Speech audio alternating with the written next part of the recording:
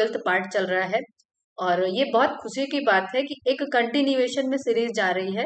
आप सीरीज को पढ़ रहे हैं क्योंकि मैं आप लोग एक दिन लेके आऊंगी कि व्यूज हमारे कैसे आ रहे हैं और कितना वॉच टाइम जा रहा है, क्योंकि ये एक पॉजिटिव साइन है कि क्लासेस जो है लोग पसंद कर रहे हैं, क्लासेस लोग शेयर भी कर रहे हैं।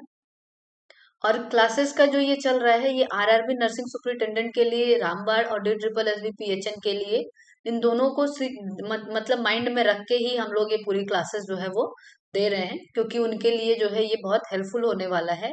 और बच्चे तक क्लासेस पहुंच रही हैं, ये हम लोगों की बहुत खुशी की बात है हम लोगों के लिए। क्योंकि जो जिसके लिए हम लोग कैंपेनशिप स्टार्ट किए थे, वो कैंपेनशिप का अगर थोड़ा भी बेनिफिट हो रहा है, मतलब बेनिफिट होता हमें नजर आ रहा है, तो ये बहुत खुशी की बात है कि ठीक है, अभी क्या करेंगे, 2025 में बच्चे इस सीरीज से जो है वो लिस्ट में नाम लेके आएंगे। ये गुवाहाटी नर्सिंग क्लासेस के लिए बहुत बड़ी बात होगी, ये बहुत बड़ा अचीवमेंट होगा, क्योंकि हम लोग इसके लिए दिन रात लग कर एक करके जो है हम लोग क्लासेस प्रिपेयर करते हैं और क्लासेस आप लोगों तक पहुंचाने की पूरी कोशिश करते हैं। तो कार्डियोलॉजी का जैसे कि इसका कौन सा पार्ट चल रहा है कार्डियोलॉजी का, तो ये थर्ड पार्ट चल रहा है। मतलब कार्डियोलॉजी का फर्स्ट एंड सेकेंड पार्ट हो रखा है। और उससे पहले जो ये 12th क्लास चल रही है, इसका मतलब 11th क्लास तक में कौन कौन सा सिस्टम आपका हुआ है। तो जो बच्चे अगर क्लासेस देख रहे हैं वो अभी मैसेज करिए, आप लोग कमेंट करिए कि कौन कौन सी क्लासेस कंप्लीट हो गई हैं, तो हमारा क्या क्या हुआ है आप लोग बताइए।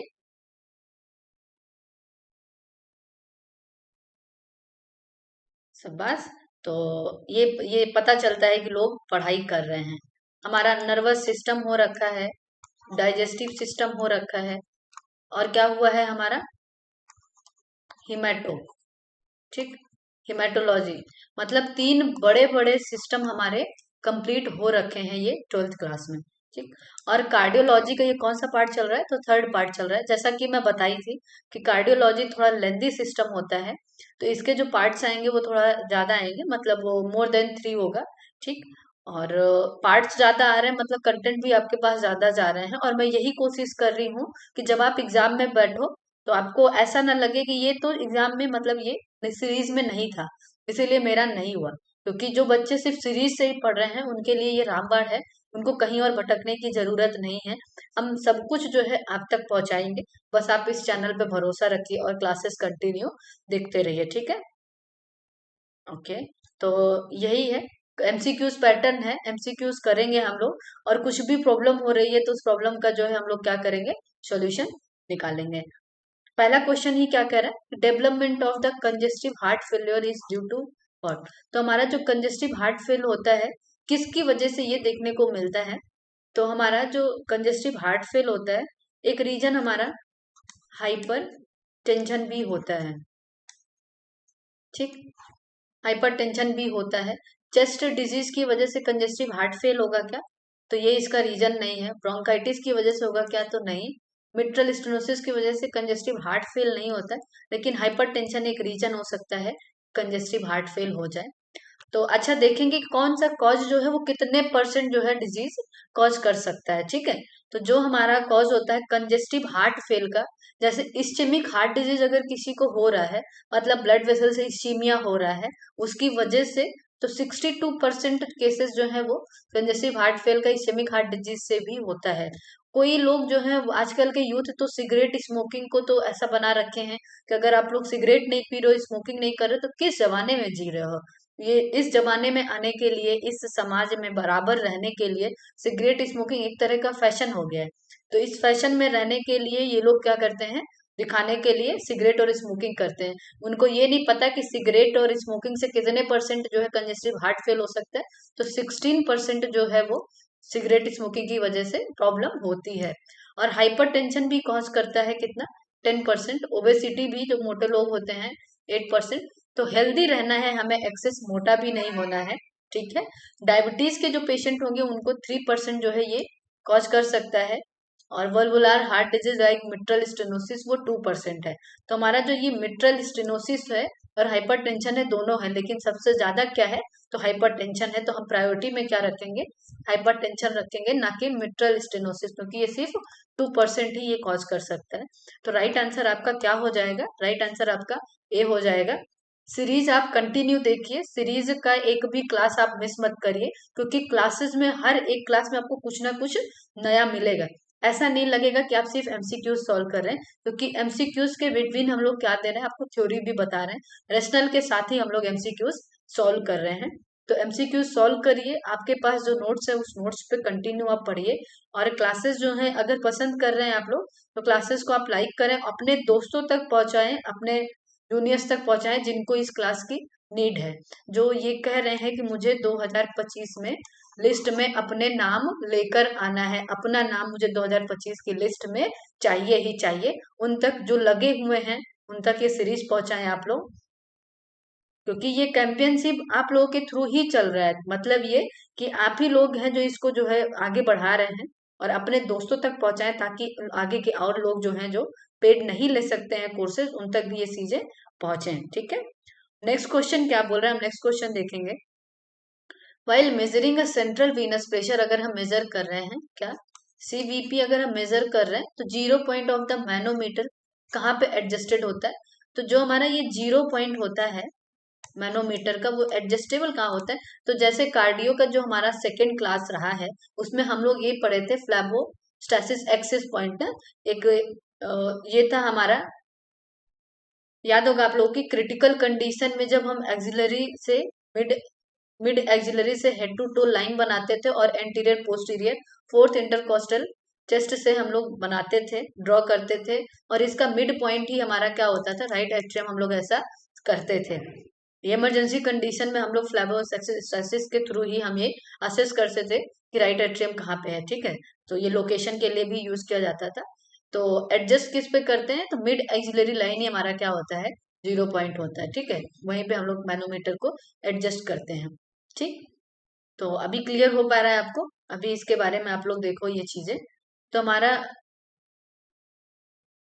क्लियर हो रहा है कि आप लोगों को ये चीजें।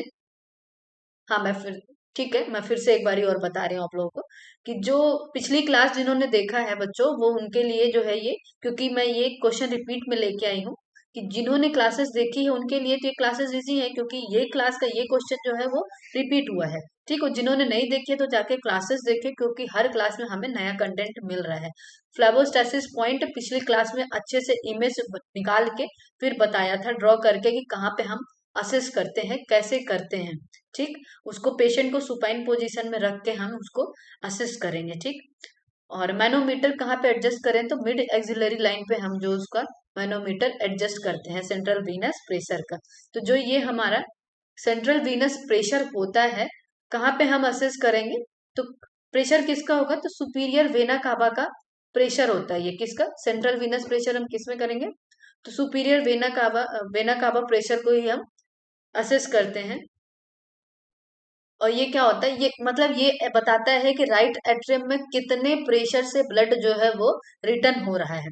हमारा जो ये हार्ट का चैम्बर है, ठीक, हमारा ये सुपीरियर वेना कावा है, ये इंफीरियर वेना कावा है। सुपीरियर वेना कावा के थ्रू राइट एट्रियम में ब्लड कितने प्रेशर से गिरा, इसी इसी इसी को हम लोग क्या बोलेंगे, तो सुपीरियर, ये इसी को हम लोग क्या बोलेंगे,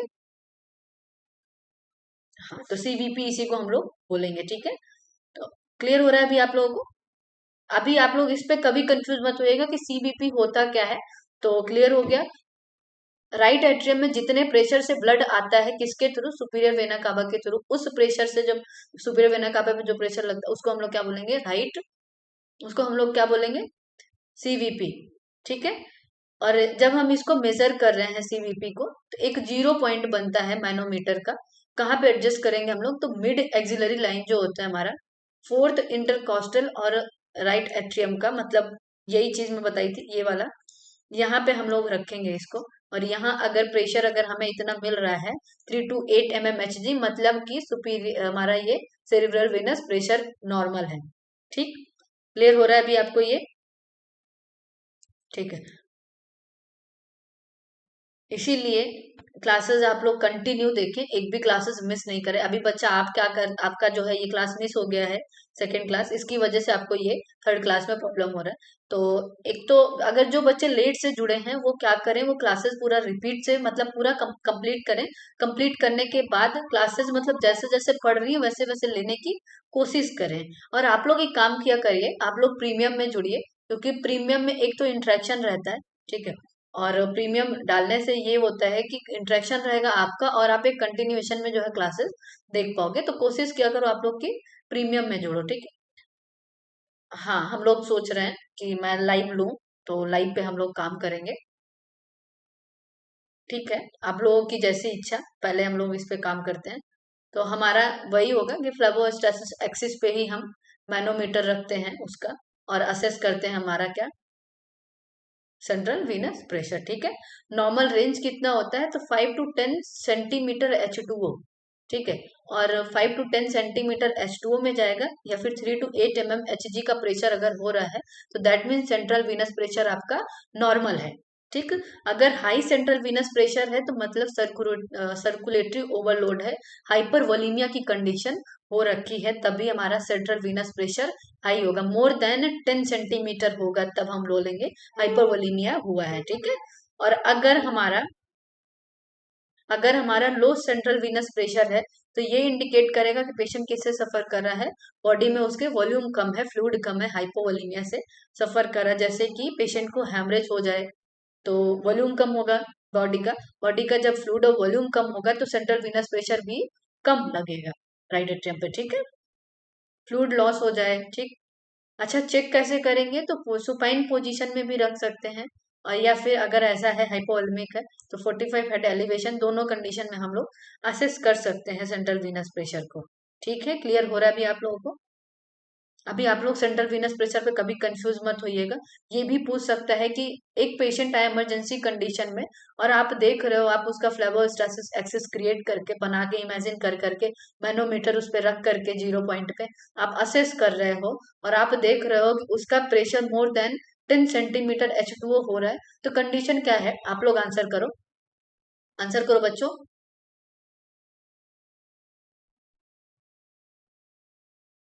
आंसर करें आप लोग, क्या है ये? तो ये क्या है हमारा, हाइपरवोलेमिया की कंडीशन जो है वो डेवलप हो रही है, ठीक।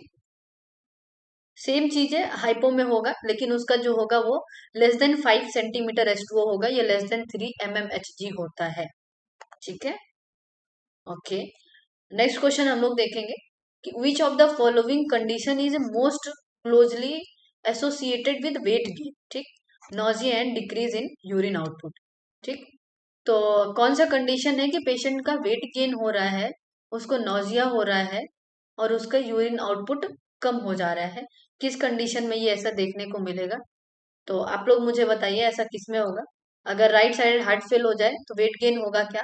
जहां आपको अगर ऐसा दिख रहा है वहां आप लोग क्या आंसर करोगे? जी हाँ, एंजाइना पेक्टोरिस में चेस्ट पेन होगा, कार्डियो मायोपैथी है, तो कार्डियक प्रॉब्लम होगा, मतलब आउटपुट इश्यू होगा, या फिर कार्डिनल मतलब इश्यूज आएंगे, ठीक। लेफ्ट साइडेड हार्ट फेल होगा तो पल्मोनरी प्रॉब्लम देखने को मिलेगा, ठीक। लेकिन अगर वेट गेन किसी का हो रहा है और राइट साइडेड हार्ट फेल हो रहा है, तो क्योंकि हमारा जो सुपीरियर इंफीरियर वेना काबा है और सुपीरियर वेना काबा है, वो क्या करता है, हमारे जितने भी जीआई के, ये बोल सकते हैं कि पोर्टल वेन क्या करता है, हमारे जीआई के गंदा ब्लड जो है लेके कहाँ पे जाता है, उससे कनेक्ट करके हमारे राइट एट्रियम में और उसमें फेंकता है, ठीक है। तो अगर आपका जो है कार मतलब राइट साइड हार्ट फेल हो रहा है, तो फिर आपको जो है पोर्टल कंजेशन भी देखने को मिलेगा। पोर्टल कंजेशन वेन देखने को अगर मिलता है तो पेशेंट नौजिया की भी कंप्लेन कर सकता है, और इस कंडीशन में अगर ऐसा हो रहा है आउटपुट भी कम देखने को मिलेगा। अच्छा, आप लोग देखें कि ये जो हमारा साइन सिम्टम होता है राइट साइडेड हार्ट फेल का, वो आप कैसे आइडेंटिफाई करोगे? तो मैं बना देती हूँ आपका ये चैम्बर, ठीक है। ये हार्ट है, ठीक, ये हमारा राइट साइड है, ये हमारा लेफ्ट है, ये हमारा राइट एट्रियम है, ये हमारा लेफ्ट एट्रियम है, ये हमारा राइट वेंट्रिकल है, ये हमारा लेफ्ट वेंट्रिकल है, ठीक। उसके बाद यहाँ से हमारा क्या जाएगा, इंफीरियर वेना काबा, सुपीरियर वेना काबा से ब्लड किस में जाएगा, राइट एट्रियम में जाएगा, राइट एट्रियम से किस में जाएगा, ये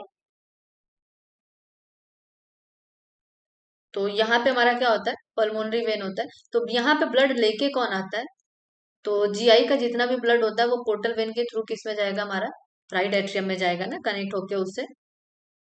इसीलिए जो है जब राइट साइडेड हार्ट फेल होता है, तो एक तो पूरे बॉडी का जो है फ्लू गंदगी जो है वो राइट एट्रियम में नहीं जा पा रहा है, जिसकी वजह से वेट गेन देखने को मिलेगा, एंकल एडिमा देखने को मिलेगा।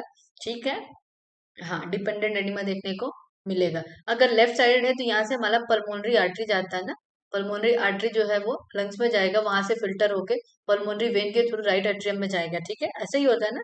तो अगर हमारा लेफ्ट साइड फेल है तो पल्मोनरी कंजेशन देखने को मिलेगा, क्योंकि यहाँ ब्लड प्रॉपर तरीके से उसका वेंटिलेशन नहीं हो रहा, मतलब कंस्ट्रिक्शन नहीं हो रहा है हार्ट का, तो ब्लड यहाँ यहाँ पे जो है वो फिल फिल बहुत ज्यादा फुल हो जाएगा। तो इसमें कंजेशन देखने को मिलेगा उसके बगल वाले में। तो पल्मोनरी वेन में जब कंजेशन देखने को मिलेगा तो किससे रिलेटेड है पल्मोनरी वेन, तो किससे रिलेटेड है, हमारे लंग्स से ना, ताकि वो उसको फिल्टर करे।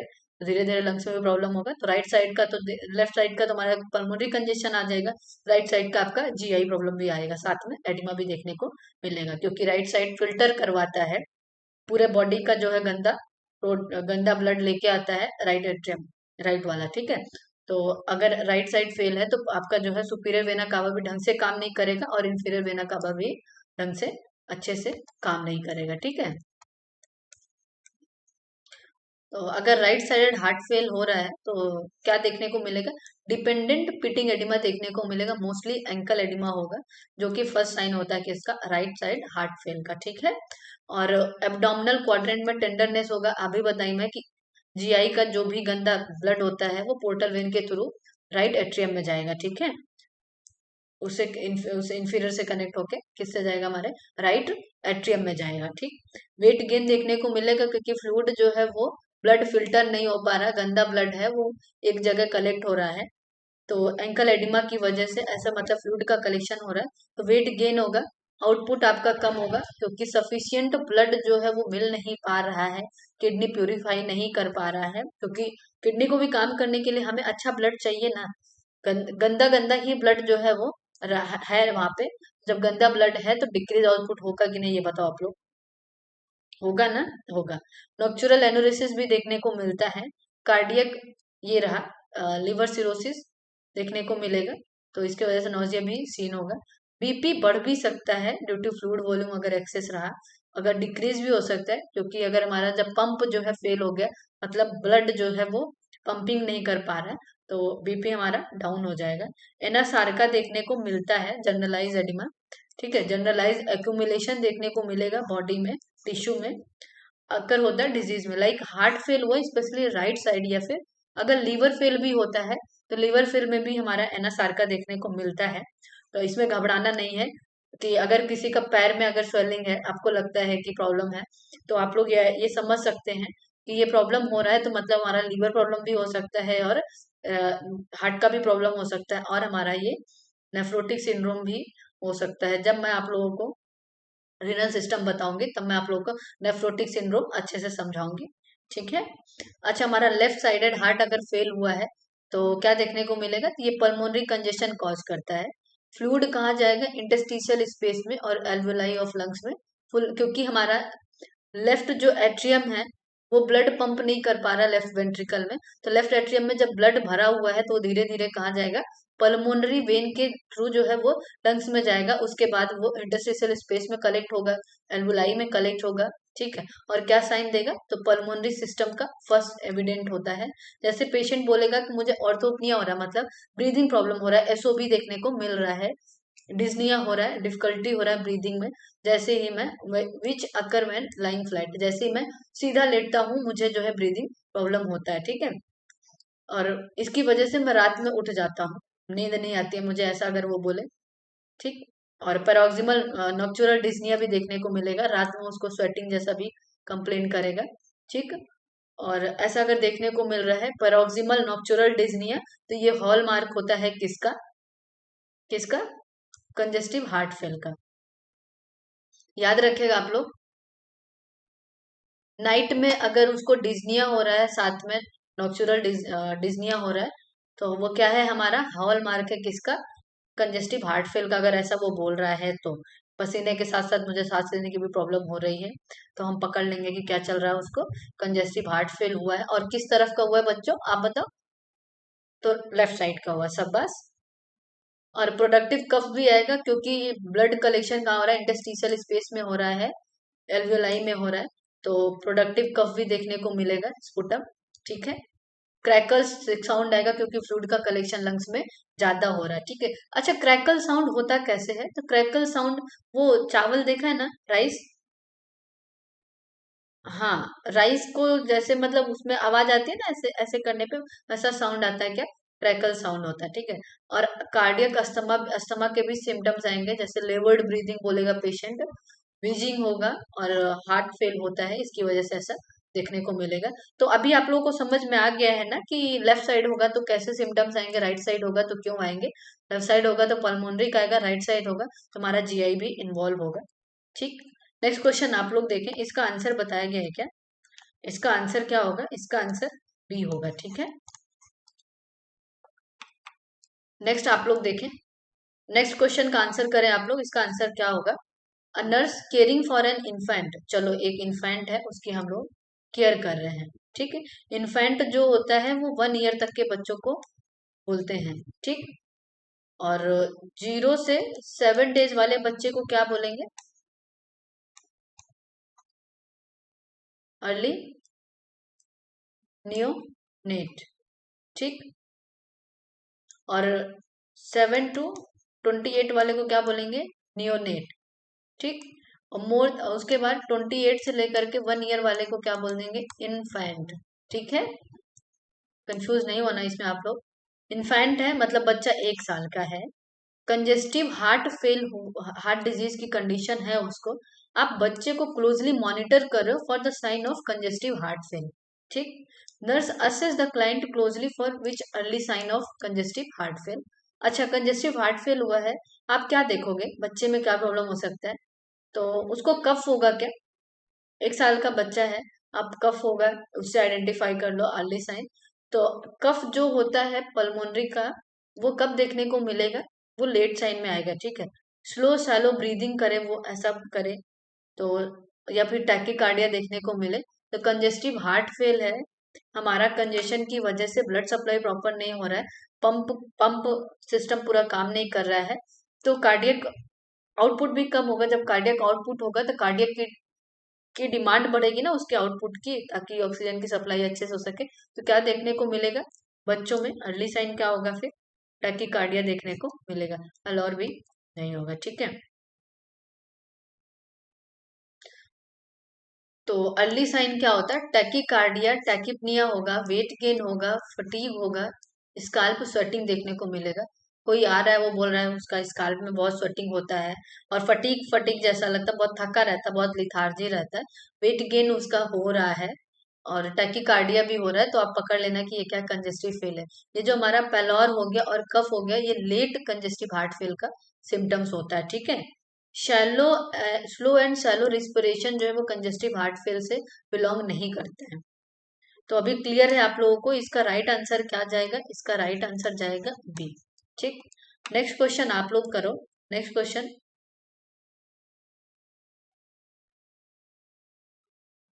नेक्स्ट क्वेश्चन क्या है, nurse is teaching a patient with congestive heart fail है, आप पढ़ा रहे हो, आपका काम है पढ़ाना। क्योंकि जब आप एक हॉस्पिटल में या फिर आप एक मेडिकल में फील्ड में जुड़ते हो आप, तो आपका काम क्या होता है कि आपको हमेशा पढ़ना होता है। ठीक। तो ये जो बच्चे पढ़ने से भागते हैं, अगर वो मेडिकल से जुड़ गए हैं, तो उनको ये भूत तो हटा देना चाहिए, क्योंकि पढ़ना ही है, क्योंकि और अपने पास कोई ऑप्शन नहीं होता है। क्योंकि पूरे मतलब जब आप प्रोफेशन में भी जाओगे ना, जब आप जॉब करने जाओगे, तो वहां पे भी आपको नई नई मशीनें मिलेंगी, आप उस मशीन के बारे में पढ़ोगे, आप कैसा प्रोसीजर करेंगे उसके बारे में पढ़ोगे। तो इस चीज से भागना है, पढ़ना और पढ़ाना हमारा दो ही काम रह जाता है।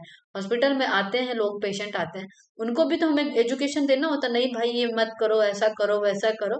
तो जैसे ही आप मेडिकल में घुसे, ठीक है, मेडिकल में एंट्री किया आपने, तो आप लोग ये याद रखो कि आप एक क्या हो गए हो, टीचर। ठीक। एजुकेटर, टीचर, आपके अंदर ये एबिलिटी आ जाती है पढ़ते पढ़ते ही। तो nurse is teaching a patient with congestive heart fail, ठीक। About his medication, nurse explain that the purpose of digoxin is to, तो हम लोग डिजॉक्सिन जो एक ग्लाइकोसाइड्स ड्रग्स है, मतलब वो हम बोल सकते हैं कि बहुत हेल्पफुल होता है हार्ट के लिए। तो डिजॉक्सिन का पर्पस क्या है, हम लोग इसको देखेंगे। तो क्या ये कोरोनरी आर्टरी को डायलेट कर दे, तो डायलेशन वाला नेक्स्ट क्लास में, जो प्रीवियस क्लास हुआ उसमें मैं बताई हूँ कि वैसो डायलेशन कौन सा ड्रग करता है। आंसर करें आप लोग, आंसर बताइए आप लोग, वैसो डायलेशन किस में होगा।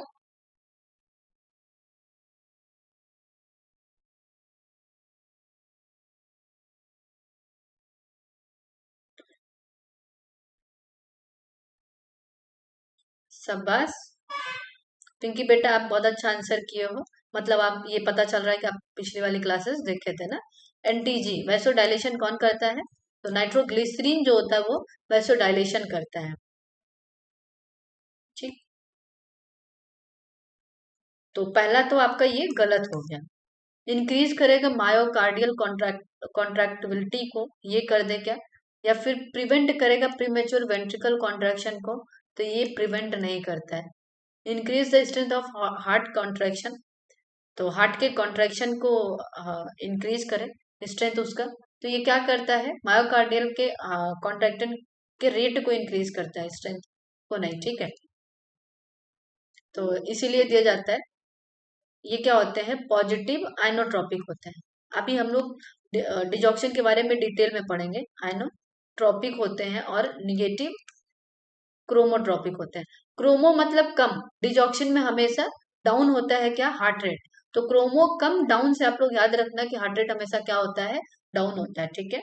तो राइट आंसर आपका इसमें क्या हो जाएगा, राइट आंसर आपका इसमें बी हो जाएगा, ठीक।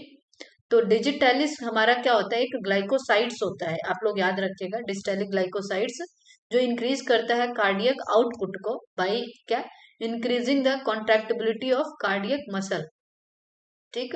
मतलब increase the strength of the heart contraction, ठीक। तो यहाँ पे सॉरी रेट नहीं करेगा, वो क्या करेगा, हार्ट के स्ट्रेंथ को इनहांस करेगा, ठीक है। हाँ, किसको करेगा ये, इसके हार्ट के स्ट्रेंथ को बढ़ाएगा, उसके कॉन्ट्रैक्शन स्ट्रेंथ को, तभी तो पॉजिटिव आइनोट्रॉपिक हुआ है। गजब हाल है बच्चों, ठीक है। हाँ, और ये ड्रग ऑफ चॉइस होता है, ये भी नंबर दिलाएगा आपको, एक नंबर किसका, कंजेस्टिव हार्ट फेल पेशेंट का ड्रग ऑफ चॉइस क्या होता है, तो आप लोग आंख मूंद के क्या बताओगे, डिजॉक्सिन होता है, क्योंकि ये स्ट्रेंथ बढ़ाता है किसके, हार्ट के कॉन्ट्रैक्शन को, ठीक है। मतलब हार्ट के कॉन्स्ट्रक्शन की पावर को बढ़ाने का कौन काम करता है, तो डिजॉक्सिन करता है, ठीक है। और निगेटिव क्रोमोट्रॉपिक होता है, क्रोमोट्रॉपिक मतलब कम, हमेशा डाउन रखता है क्या, हार्ट रेट को, और कौन डाउन करता है, डिजॉक्सिन डाउन करता है, ठीक है। एक agent that maximize the cardiac performance, increasing the force of cardiac muscle contraction, force of muscle contraction strength, उसको क्या बोलेंगे, आइनोट्रॉपिक एजेंट बोलेंगे, लाइक डिजॉक्सिन, ठीक है। तो आइनोट्रॉपिक क्लियर हो गया, मसल कॉन्ट्रैक्शन के फोर्स को इन्हांस कर दे, ठीक। तो ये कौन करेगा, डिजॉक्सिन करेगा, इसीलिए इसको बोलेंगे आइनोट्रॉपिक। नेक्स्ट देखें आप लोग, तो डिजॉक्सिन कभी भी यूज नहीं करते हैं या फिर विदहोल्ड कर देते हैं अगर पल्स रेट, एडल्ट की बात करें हम लोग, किसकी, एडल्ट की बात करें, तो अगर pulse rate 60 beat per minute आ रही है तो डिजॉक्सिन नहीं देंगे, आप लोग याद रखिएगा ये चीजें, कितनी, बिलो 60 विदहोल्ड कर देंगे, इन्फॉर्म कर देंगे कि ये इसका क्रोमोट्रॉपिक इफेक्ट ज्यादा हो रहा है, ठीक। और अगर बिलो 70 आ रहा है, किस में आ रहा है, इन्फेंट की बात कर रही हूं मैं, इन्फेंट में अगर कितना आ रहा है, बिलो 70 आ रहा है, तो आप क्या करेंगे, विदहोल्ड करेंगे, नहीं देंगे, बिल्कुल नहीं देंगे, हाथ खड़ा कर देंगे, बोलेंगे नहीं देना है ये चीजें, ठीक। और अगर 90 बीट्स आ रहा है इन्फेंट का, कितना, बच्चे की बात करें हम लोग, तो कितना, 70। और अगर इन्फेंट की बात करें, मतलब 28, एक महीने से लेकर के 1 साल का बाबू है अगर, तो उस बाबू का अगर हार्ट बीट 90 आ रहा है, तो आप लोग क्या करेंगे, डिजॉक्सिन नहीं देंगे, क्योंकि डिजॉक्सिन क्या होता है, निगेटिव क्रोनोट्रॉपिक एक्शन करता है, ठीक है। ये एक एजेंट होता है जो क्या करता है, हार्ट रेट को डाउन करेगा, सो इट में decrease the further heart rate. ठीक। अच्छा, आप इसको पढ़िए आप लोग। डोपामाइन और डोब्यूटामाइन जो होता है, ये क्या होता है हमारे, डोपामाइन और डोब्यूटामाइन दोनों पॉजिटिव क्रोनोट्रॉपिक होते हैं। मतलब हम डोपामाइन और डोब्यूटामाइन कब देंगे, जब हार्ट रेट हमारा कम हो और हमें उसको बढ़ाना हो। ठीक। तो हार्ट रेट को बढ़ाते हैं तो हमें ये नहीं देना है। अगर अच्छा आपसे कोई पूछ ले, एक पेशेंट है, आया है इमरजेंसी कंडीशन में, उसका हार्ट रेट जो है वो मोर देन 100 हो रहा है, तो आप उसको क्या डोपामाइन दोगे, तो आप बोलना नहीं दूंगा, क्योंकि हार्ट रेट एडल्ट में मोर देन 100 टैकीकार्डिया को डिनोट करता है। ठीक। पहले से ही टैकीकार्डिया हो रहा है और डोपामाइन डोब्यूटामाइन लगा दिए, तो आपको तो फिर सीधा ही लीगल एक्शन आपके ऊपर लिया जाएगा और आपको बताया जाएगा कि जाके आप गुवाहाटी नर्सिंग क्लासेस से क्लास करें और देखें, वहां पे हर एक चीजें पढ़ाई जाती हैं। यूट्यूब है तो क्या हुआ बच्चों, आप लोग बस क्लासेस से जुड़े रहिए, मैं आपको हर एक कंटेंट प्रोवाइड करूंगी, जितना हो सकेगा उतना, कि आप जब एग्जाम में बैठो तो आपको ये नहीं लगना चाहिए कि अगर मैम ये पढ़ाई होती, ये भी अगर ये नहीं पढ़ाई, ऐसा नहीं आएगा, क्योंकि मैं वो सब कुछ कवर कर रही हूँ जो आपके 2025 के एग्जाम में आने की संभावना है। ठीक। और बाकी तो आपकी किस्मत भी तो साथ देगी, इतनी तो खराब किस्मत लेके नहीं आए हैं आप लोग। ठीक है गजोदरो, पढ़ाई करो। अच्छा, ये हमारा बैथमोट्रोपिक इफेक्ट क्या होता है और ड्रोमोट्रोपिक इफेक्ट क्या होता है, इसके बारे में पढ़ेंगे, क्योंकि हार्ट पे ये इफेक्ट होता है। ठीक है। तो बैथमोट्रोपिक इफेक्ट क्या करता है, मोडिफाई करता है हार्ट मसल्स मेम्ब्रेन की एक्साइटेबिलिटी को। ठीक। और ये एक्शन पोटेंशियल को मॉडिफाई करेगा, मतलब उसके एक्साइटेबिलिटी को बढ़ाएगा। बैथमोट्रोपिक पॉजिटिव है तो मसल्स की एक्साइटेबिलिटी ज्यादा होगी, निगेटिव है तो मसल्स कॉन्ट्रैक्टिव एक्साइटेबिलिटी कम होगी। ठीक। अच्छा, हमारा ड्रोमोट्रोपिक इफेक्ट क्या होता है, ये कंडक्शन स्पीड बढ़ाता है एवी नोड से। कहाँ पे, एवी नोड्स में। इलेक्ट्रिकल इम्पल्स कंडक्शन स्पीड को कौन बढ़ाएगा, तो ड्रोमोट्रोपिक, मतलब दे दिया करंट। ठीक है, याद रखिएगा आप लोग, ड्रोमोट्रोपिक से क्या याद रखेंगे, दे दिया इम्पल्स। ठीक है, इलेक्ट्रिकल इम्पल्स की स्पीड को बढ़ाता है किस पे, एवी नोड में। ये इसका ये कौन करता है, तो ड्रोमोट्रोपिक करता है। ड्रोमोट्रोपिक अगर पॉजिटिव है तो एवी नोड्स के स्पीड के जो इलेक्ट्रिकल मतलब एवी नोड्स है उसका कंडक्शन स्पीड हाई होगा। निगेटिव है तो एवी नोड्स का कंडक्शन स्पीड स्लो होगा। ठीक। तो रेट ऑफ इलेक्ट्रिकल इम्पल्स आप लोगों को क्लियर हो गया। तो पॉजिटिव पॉजिटिव डोमोट्रोपिक क्या करेगा, इंक्रीज करेगा, और निगेटिव क्या करेगा, कंडक्शन की वेलोसिटी को डाउन करेगा। क्लियर हो पा रहा है आप लोगों को, क्लियर हो पा रहा है तो अच्छी बात है।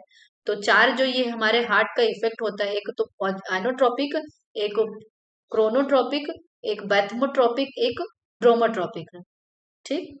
आइनोट्रोपिक स्ट्रेंथ बढ़ाता है मसल्स कॉन्ट्रैक्शन को, क्रोमोट्रोपिक हार्ट रेट के को स्ट्रेंथ देता है। ठीक है। बैथमोट्रोपिक क्या करता है, हार्ट मसल्स के एक्साइटेबिलिटी को इंप्रूव करता है। ठीक है, एक्शन पोटेंशियल जनरेट करने में हेल्प करता है। ड्रामोट्रोपिक क्या करता है, हमारा एवी नोड्स पे कंडक्शन स्पीड को मेंटेन करता है। ठीक, ये इसका इफेक्ट होता है। नेक्स्ट क्वेश्चन आप लोग देखें, नेक्स्ट क्वेश्चन क्या बोल रहा है ये, तो डिजिटैलिस अगर प्रिपरेशन कर रहे हो आप लोग डायरेसिस का, should evaluate patient depletion of what. तो अगर आप किसी पेशेंट को डिजिटैलिस दे रहे हो और किसके लिए, ताकि वो डायरेसिस कर सके, तो डायरेसिस अगर हो रहा है किसी पेशेंट का, मतलब यूरिन आउटपुट ज्यादा है, यूरिन आउटपुट ज्यादा होता है, तो हमेशा आप लोग याद रखिए वो क्या करेगा, वो पोटेशियम को कम करेगा। ठीक। पोटेशियम डिप्लीशन पे हमें फोकस करना होता है अगर हम डिस्टाइलिस दे रहे हैं। ठीक है, तो राइट आंसर आपका क्या हो जाएगा, डी हो जाएगा। नेक्स्ट क्वेश्चन देखिए आप लोग, ये hypokalaemia depletion of the potassium जिसको हम लोग बोलेंगे। ठीक है, हाइपरकैलीमिया और हाइपर थायराइडिज्म क्या करेगा, इंक्रीज करेगा डिजॉक्सिन टॉक्सिसिटी को। एक बात आप लोग एकदम गांठ बांध के रख लीजिए कि डिजॉक्सिन तभी देते हैं हम जब हम क्या करते हैं, सीरम इलेक्ट्रोलाइट में हमारा पोटेशियम लेवल, कैल्शियम लेवल और हमारा थायराइड फंक्शन टेस्ट कराने के बाद ही देते हैं। क्योंकि अगर पोटेशियम जो है अगर कम रहा, नहीं देंगे क्योंकि वो टॉक्सिसिटी कॉज करेगा। ठीक।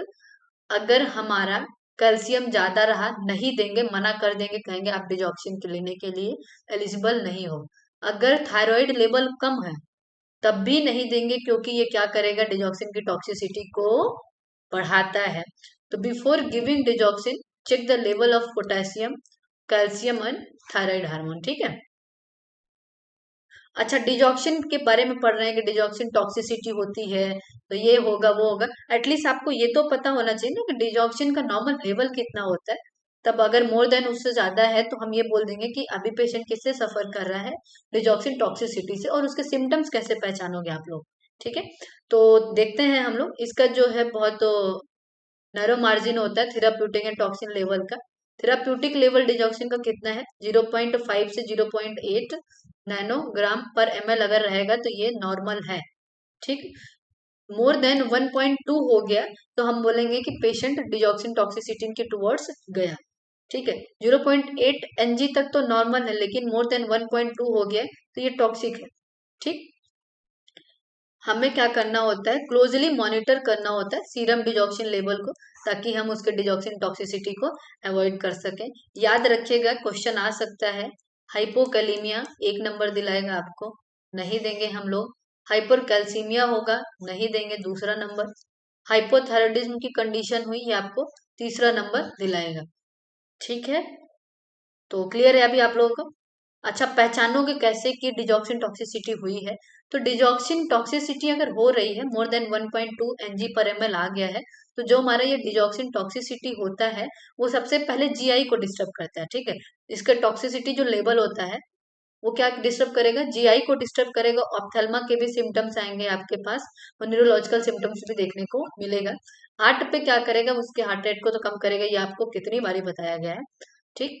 तो देखते हैं हम लोग, अगर जीआई डिस्टर्बेंस हो रहा है तो जीआई डिस्टर्बेंस में क्या देखने को मिलेगा, एनोरेक्सिया होगा, बोलेगा भूख ही नहीं लगती मुझे तो। नौजिया, ऐसा बोमी बोमी जैसा, वोमिटिंग जैसा लग रहा है। ठीक। वोमिटिंग जैसा करेगा। डायरिया की कंप्लेन लेके आएगा वो। ठीक है। और अर्ली मैनिफेस्टेशन किसका होता है, तो जीआई डिस्टर्बेंस का देखने को आपको मिलेगा। ठीक। विजुअल डिस्टर्बेंस भी होता है। विजुअल डिस्टर्बेंस कैसा होगा बच्चों, तो ब्लड और येलो विजन देखने को, पेशेंट आके बोलेगा मुझे सब कुछ पीला पीला दिखाई दे रहा है, मैडम मैडम मुझे पीला दिखाई दे रहा है। तो आप एक काम करिएगा, मैडम और सर, फ्यूचर नर्सिंग ऑफिसर, आप लोग एक काम करिएगा, क्या करेंगे कि अगर ऐसा बोल रहा है तो आप लोग पढ़ के गए कहाँ से, अनुराधा मैम से पढ़े हैं, और आप लोग फटाक से जो है ये क्या जवाब दे के आएंगे कि भाई पीला पीला दिख रहा है विजन उसको, तो गड़बड़ है, डिजॉक्सिन टॉक्सिसिटी हो सकता है, मैम बताई थी। और जो बच्चे यहाँ क्लासेस नहीं देख रहे हैं उनके लिए, उनको तो पता नहीं होगा। तो अगर क्लासेस आप लोगों को अच्छी लग रही हो, क्लासेस को शेयर करें, अपने उन दोस्तों तक भी पहुंचाएं जिनके लिए आप उनके शुभ चिंतक हैं, कि उनका भी जॉब लगे और आपका भी जॉब लगे। और अपने जूनियर्स तक, अपने दोस्तों तक ये क्लासेस शेयर करें, ताकि क्लासेस का बेनिफिट सभी उठा सके, क्योंकि ये कंटेंट जो है वो आपको किसी और चैनल पे एक सीक्वेंस में नहीं मिलेगा। आपको पढ़ते हुए आपको लग रहा होगा कि हाँ ये सफिशियंट है, क्योंकि मैं पूरा कवर करने की कोशिश कर रही हूँ, जो आपके लिए ज्यादा इंपॉर्टेंट है। मतलब पूरा का पूरा मैं यही कोशिश कर रही हूँ कि इसके बाहर कुछ ना जाए। आप लोग अगर यहाँ से नोट्स बना लिए, यहाँ से आप क्लासेस देख रहे हो, इससे बाहर आपका कुछ नहीं जाएगा। बस आप लोग एक वादा करो कि आप लोग कंटिन्यू पढ़ोगे जब तक आपका एग्जाम नहीं हो जाता है। आपका सारा फोकस पढ़ाई पे होना चाहिए। अच्छा, एक और चीज, एग्जाम देने जाने से पहले आपके पास एक सॉलिड रीजन होना चाहिए कि आप एग्जाम दे क्यों रहे हो। ठीक है। एग्जाम देने का मोटो क्या है, क्यों देना चाह रहे हो आप एग्जाम। जब आप ये प्रेशर के साथ एग्जाम में बैठोगे तो आपका आपका माइनस होने का चांस और लिस्ट में नाम आने का चांस बढ़ जाएगा। ठीक है। माइनस तो नहीं होगा, लिस्ट में नाम आने का चांस आपका बढ़ जाएगा, क्योंकि बिना किसी रीजन के कोई काम नहीं करता है। तो एक रीजन होना चाहिए कि आप एग्जाम में बैठ क्यों रहे हो, क्यों एग्जाम देना चाह रहे हो, उसको साथ में रखिए। आप लोग थोड़ा स्ट्रेस से एग्जाम देने से एग्जाम क्लियर होता है। माइल्ड स्ट्रेस जो होता है वो मोटिवेशन की तरह वर्क करता है। मॉडरेट स्ट्रेस तो आपको सीधा डिप्रेशन में ले जाएगा, लेकिन थोड़ा बहुत स्ट्रेस होना चाहिए लाइफ में, ताकि आप लोग आगे जा सके। ठीक। क्लियर है अभी आप लोगों को। ब्लड विजन हो रहा है, येलो विजन हो रहा है, तो आप पकड़ लेंगे डिजॉक्सिन टॉक्सिसिटी है। एवी हार्ट ब्लॉक हो गया, डिसरिदमिया हो गया, डिजीनेस हो गया, न्यूरोलॉजिकल में डिप्रेशन और ब्रेडिकार्डिया, कंडक्शन स्लो होने की वजह से हो रहा है। तो हम लोग कर देंगे कि क्या है ये चीजें, डिजॉक्सिन टॉक्सिसिटी का सिम्टम है। अच्छा, अगर ब्रूसिंग रैसेस आ रहा है, ठीक है, ब्रूसिंग जैसा हो रहा है, रैसेस दिख रहा है, उसको पेशेंट को ईचिंग भी हो रहा है, स्वेलिंग भी देखने को मिल रहा है, तो ये सीरियस एलर्जिक रिएक्शन है डिजॉक्सिन से। डिजॉक्सिन देने से पहले हमें एक बारी वो टेस्ट कर लेना चाहिए। अगर उसको इचिंग हो रहा है, रैसेज हो रहा है, स्वेलिंग हो रहा है साइड पे, तो आप लोग बोल देंगे क्या है ये, सीरियस एलर्जिक रिएक्शन हो रहा है उसको डिजॉक्सिन का। ठीक है, तो आशा करती हूँ क्लासेस अच्छी लग रही हैं आप लोगों को। Thank you. Nurse is preparing to administer morning dose of digoxin. ये मेरी एनर्जी का यही रीजन है कि आप लोग क्लासेस देख रहे हैं, आप लोग क्लासेस पसंद कर रहे हैं और क्लासेस से पढ़ रहे हैं। ये मेरे लिए टॉनिक है, क्योंकि जिस कैंपियन के लिए मैं सोच रही थी और वो कैंपियन आगे बढ़ रहा है, मेरे लिए ये बहुत बड़ी चीज है कि इस चैनल के थ्रू जो है वो बच्चे जो हैं जॉब करें। ये बहुत बड़ी चीज है, इसीलिए मैं ये क्लासेस डेली मतलब कोशिश करती हूँ क्लासेस डालूं मैं, ताकि आप लोग एग्जाम में बैठे तो ये ना लगे कि ये नहीं पढ़ाया मैम ने। क्योंकि मैं चाह रही हूँ कि आप लोग 25 में आए और बहुत खुशी से मुझे बताएं कि मैम मेरा इसमें हो गया है सिलेक्शन। ठीक है, नर्स प्रिपेयर करिए क्या मॉर्निंग डोज डिऑक्सिन देने के लिए क्लाइंट को, किसके साथ, कंजेस्टिव हार्ट फेल के साथ। कौन सा data indicate medication is effective, ऐसा वो क्या बोले कि मेडिकेशन लगेगा इफेक्टिव है। ठीक है, अच्छा, एपिकल हार्ट रेट उसका 72 रहे, ये बताएगा कि उसका जो है ये मेडिकेशन इफेक्टिव है। या फिर ये बोल दे कि क्लाइंट डिनाई कर रहा है, नोजिया एंड एनरेक्शन नहीं हो रहा है, तो ये नोजिया एंड एनरेक्शन तो उसका साइड इफेक्ट है। ठीक, तो ये इफेक्टिव मेडिकेशन को इंडिकेट नहीं करेगा। क्लाइंट का ब्लड प्रेशर 120 mmHg है, तो ये चीजें जो है वो वाइटल साइन का नॉर्मल है, ये चीजें और ये चीजें। ठीक है, लेकिन अगर पेशेंट ये बोल दे रहा है कि उसका लंग साउंड जो है वो क्लियर है दोनों साइड बाइलेटरली, तो ये इंडिकेट कर रहा है कि यस, आपका जो मेडिकेशन है वो क्या हो रहा है, इफेक्टिव हो रहा है। इसमें ये नहीं बताया कि कंजेस्टिव हार्ट फेल में आपका राइट साइड है कि लेफ्ट साइड है। आपको लेफ्ट साइड का देखने को मिला कि उसका क्या हो रहा है, कंजेस्टिव हार्ट जो था उसकी वजह से अभी उसका लंग साउंड क्लियर हो रहा है। तो that is the good indication किसका, कि आपका डिजॉक्सिन जो है वो इफेक्टिवली काम कर रहा है। बाकी 72 beats that is the expected vital sign होता है। ब्लड प्रेशर 120/80 ये भी नॉर्मल होता है। तो राइट आंसर आपका क्या हो जाएगा, राइट आंसर आपका डी होगा। ठीक, नेक्स्ट क्वेश्चन देखें आप लोग। अच्छा, डोपामाइन का जो डोज होता है, जो हार्ट के स्ट्रेंथ को और हार्ट के फंक्शन को इन्हांस करता है, वो कितना होता है, तो 5 to 15 माइक्रोग्राम पर केजी पर मिनट लगाते हैं। ठीक, 15 माइक्रोग्राम पर केजी पर मिनट हम डोपामाइन देते हैं, जो हार्ट की स्ट्रेंथ को बढ़ाता है। डोपामाइन के बारे में हम लोग पढ़ेंगे अच्छे से, क्योंकि डोपामाइन आता है। लो डोज जब हम लेंगे, जिसको रीनल डोज के नाम से जानते हैं, ठीक, ये क्या करेगा, कितना होना चाहिए, तो द डोपामाइन अबाउट 2.0 से 10 माइक, ये हमारा नैनो, देख रहे हो आप लोग, माइक्रोग्राम पर केजी पर मिनट होगा, तो बीपी को बढ़ाएगा। ठीक है, कैसे, लो डोज को हम लोग क्या बोलेंगे, रीनल डोज बोलेंगे। अभी लो डोज कितना आता है, पूरा डोज मैं आगे ली हूँ अच्छे से समझाने के लिए आप लोगों के लिए। और अगर जो है वो डोज कितना है, 2.0 से 10 यूजी पर केजी पर मिनट है, तो ये बीपी बढ़ाएगा कैसे, हार्ट के कॉन्ट्रैक्शन को बढ़ा के, उसके कॉन्ट्रैक्टिबिलिटी को इंक्रीज करके आपका ब्लड प्रेशर इन्हांस करेगा। किसी पेशेंट का बीपी डाउन हो रहा है तो आप डोपामाइन दे सकते हैं, और कितना दोगे, तो 2.0 से 10 यूजी पर केजी पर मिनट देना, वेट के अकॉर्डिंग देना होता है। ठीक, कार्डियक आउटपुट को इम्प्रूव करेगा, कार्डियक इंडेक्स को बढ़ा देगा, कार्डियक हार्ट को बढ़ा देगा। ठीक, अगर हाई डोज दे रहे हो मोर देन 10, तो ये क्या करेगा, यूजी पर केजी पर मिनट, बीपी बढ़ाएगा कैसे, वैसो कंस्ट्रक्शन करके। ये आप लोग देखें, ये वैसो प्रेशर जो होता है एक एजेंट होता है, जैसे कि डोपामाइन हो गया हमारा, एपिनेफ्रिन हो गया, नॉन एपिनेफ्रिन हो गया, या वैसोप्रेशिन हो गया। ठीक, ब्लड प्रेशर को बढ़ाता है कैसे, स्मूथ मसल्स के कॉन्ट्रैक्शन को इंक्रीज करके। ठीक है, जैसे कि आर्ट्रियोल्स के जो स्मूथ मसल्स हैं, उनके कॉन्ट्रैक्शन की को स्टिमुलेट करके ब्लड प्रेशर को बढ़ाता है। ठीक है, और उसकी वजह से कार्डियक आउटपुट बढ़ता है। ये आप लोग देख रहे हैं, तो जो हमारा ये डोज होता है डोपामाइन का, ये अलग अलग होता है। नियोनेट्स में नहीं, बाकियों में भी ऐसा देखने को मिलता है कि अगर आप डोपामाइन कितना दे रहे हो, 0.2 से कितना दे रहे हो, 0.5 से 2 तक अगर दे रहे हो, ठीक, यूजी पर केजी, तो डोपामाइन जो रिसेप्टर्स किससे काम करेंगे, रीनल पे काम करेंगे, ठीक, और कोरोनरी पल्मोनरी सर्कुलेशन पे काम करेंगे, ठीक, पल्मोनरी सर्कुलेशन को बढ़ा देंगे, हार्ट पे काम करेंगे। कैसा काम करेंगे, रीनल डोज इसीलिए कहा जाता है कि 0.5 से अगर 2 यूज माइक्रोग्राम पर केजी पर मिनट दे रहे हैं, तो वैसो डायलेटरी इफेक्ट दिखाता है किडनी पे, ठीक है, इंटेस्टाइन पे और कोरोनरी आर्टरी पे, अगर लो डोज दे रहे हैं डोपामाइन का तब, ठीक, और ये जीएफआर को बढ़ाएगा। तो कभी कभी अगर किडनी फेल हो रहा है, ठीक, तो उसमें अगर हम डोपामाइन दे रहे हैं तो डोपामाइन का डोज याद रखेंगे कि कितना रखेंगे, 0.5 से 2 रखेंगे। हाँ, ताकि जो है हमारा वो, इसीलिए इसको रीनल डोज बोलते हैं। वैसो डायलेशन करता है किडनी में, जीएफआर को बढ़ा देगा, आपके ट्यूबुलर इफेक्ट को बढ़ा देगा, आइनोट्रोपी होता है, कॉन्ट्रैक्टिबिलिटी को बढ़ाएगा, इंडोक्राइन इफेक्ट भी पॉजिटिवली दिखाएगा, ठीक। और अगर आप 2 to 4 दे रहे हो, तो ये क्या करेगा, आपको वैसो कंस्ट्रिक्शन करेगा, मेटाबॉलिक इफेक्ट को लेके आएगा, वैसो कंस्ट्रिक्शन की वजह से ब्लड प्रेशर इनहांस करेगा।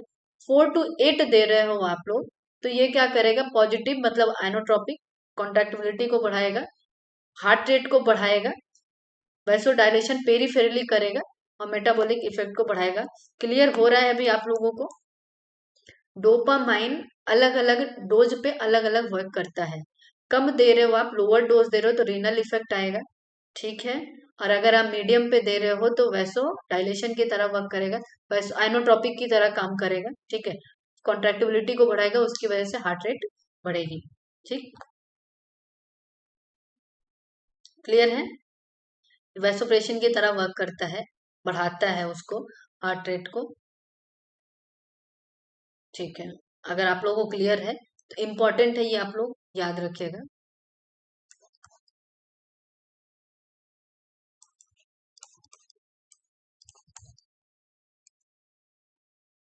नेक्स्ट क्वेश्चन आप लोग देखिए, द न्यूवर ड्रग जो इंटरफेयर करता है with the production of angiotensin second in heart fail patient में, ठीक, तो हार्ट फेल पेशेंट में हमारा एंजियोटेंसिन सेकेंड को जो इंटरफेयर करता है उसके प्रोडक्शन में, उसको क्या बोलेंगे, तो कैप्टोप्रिल।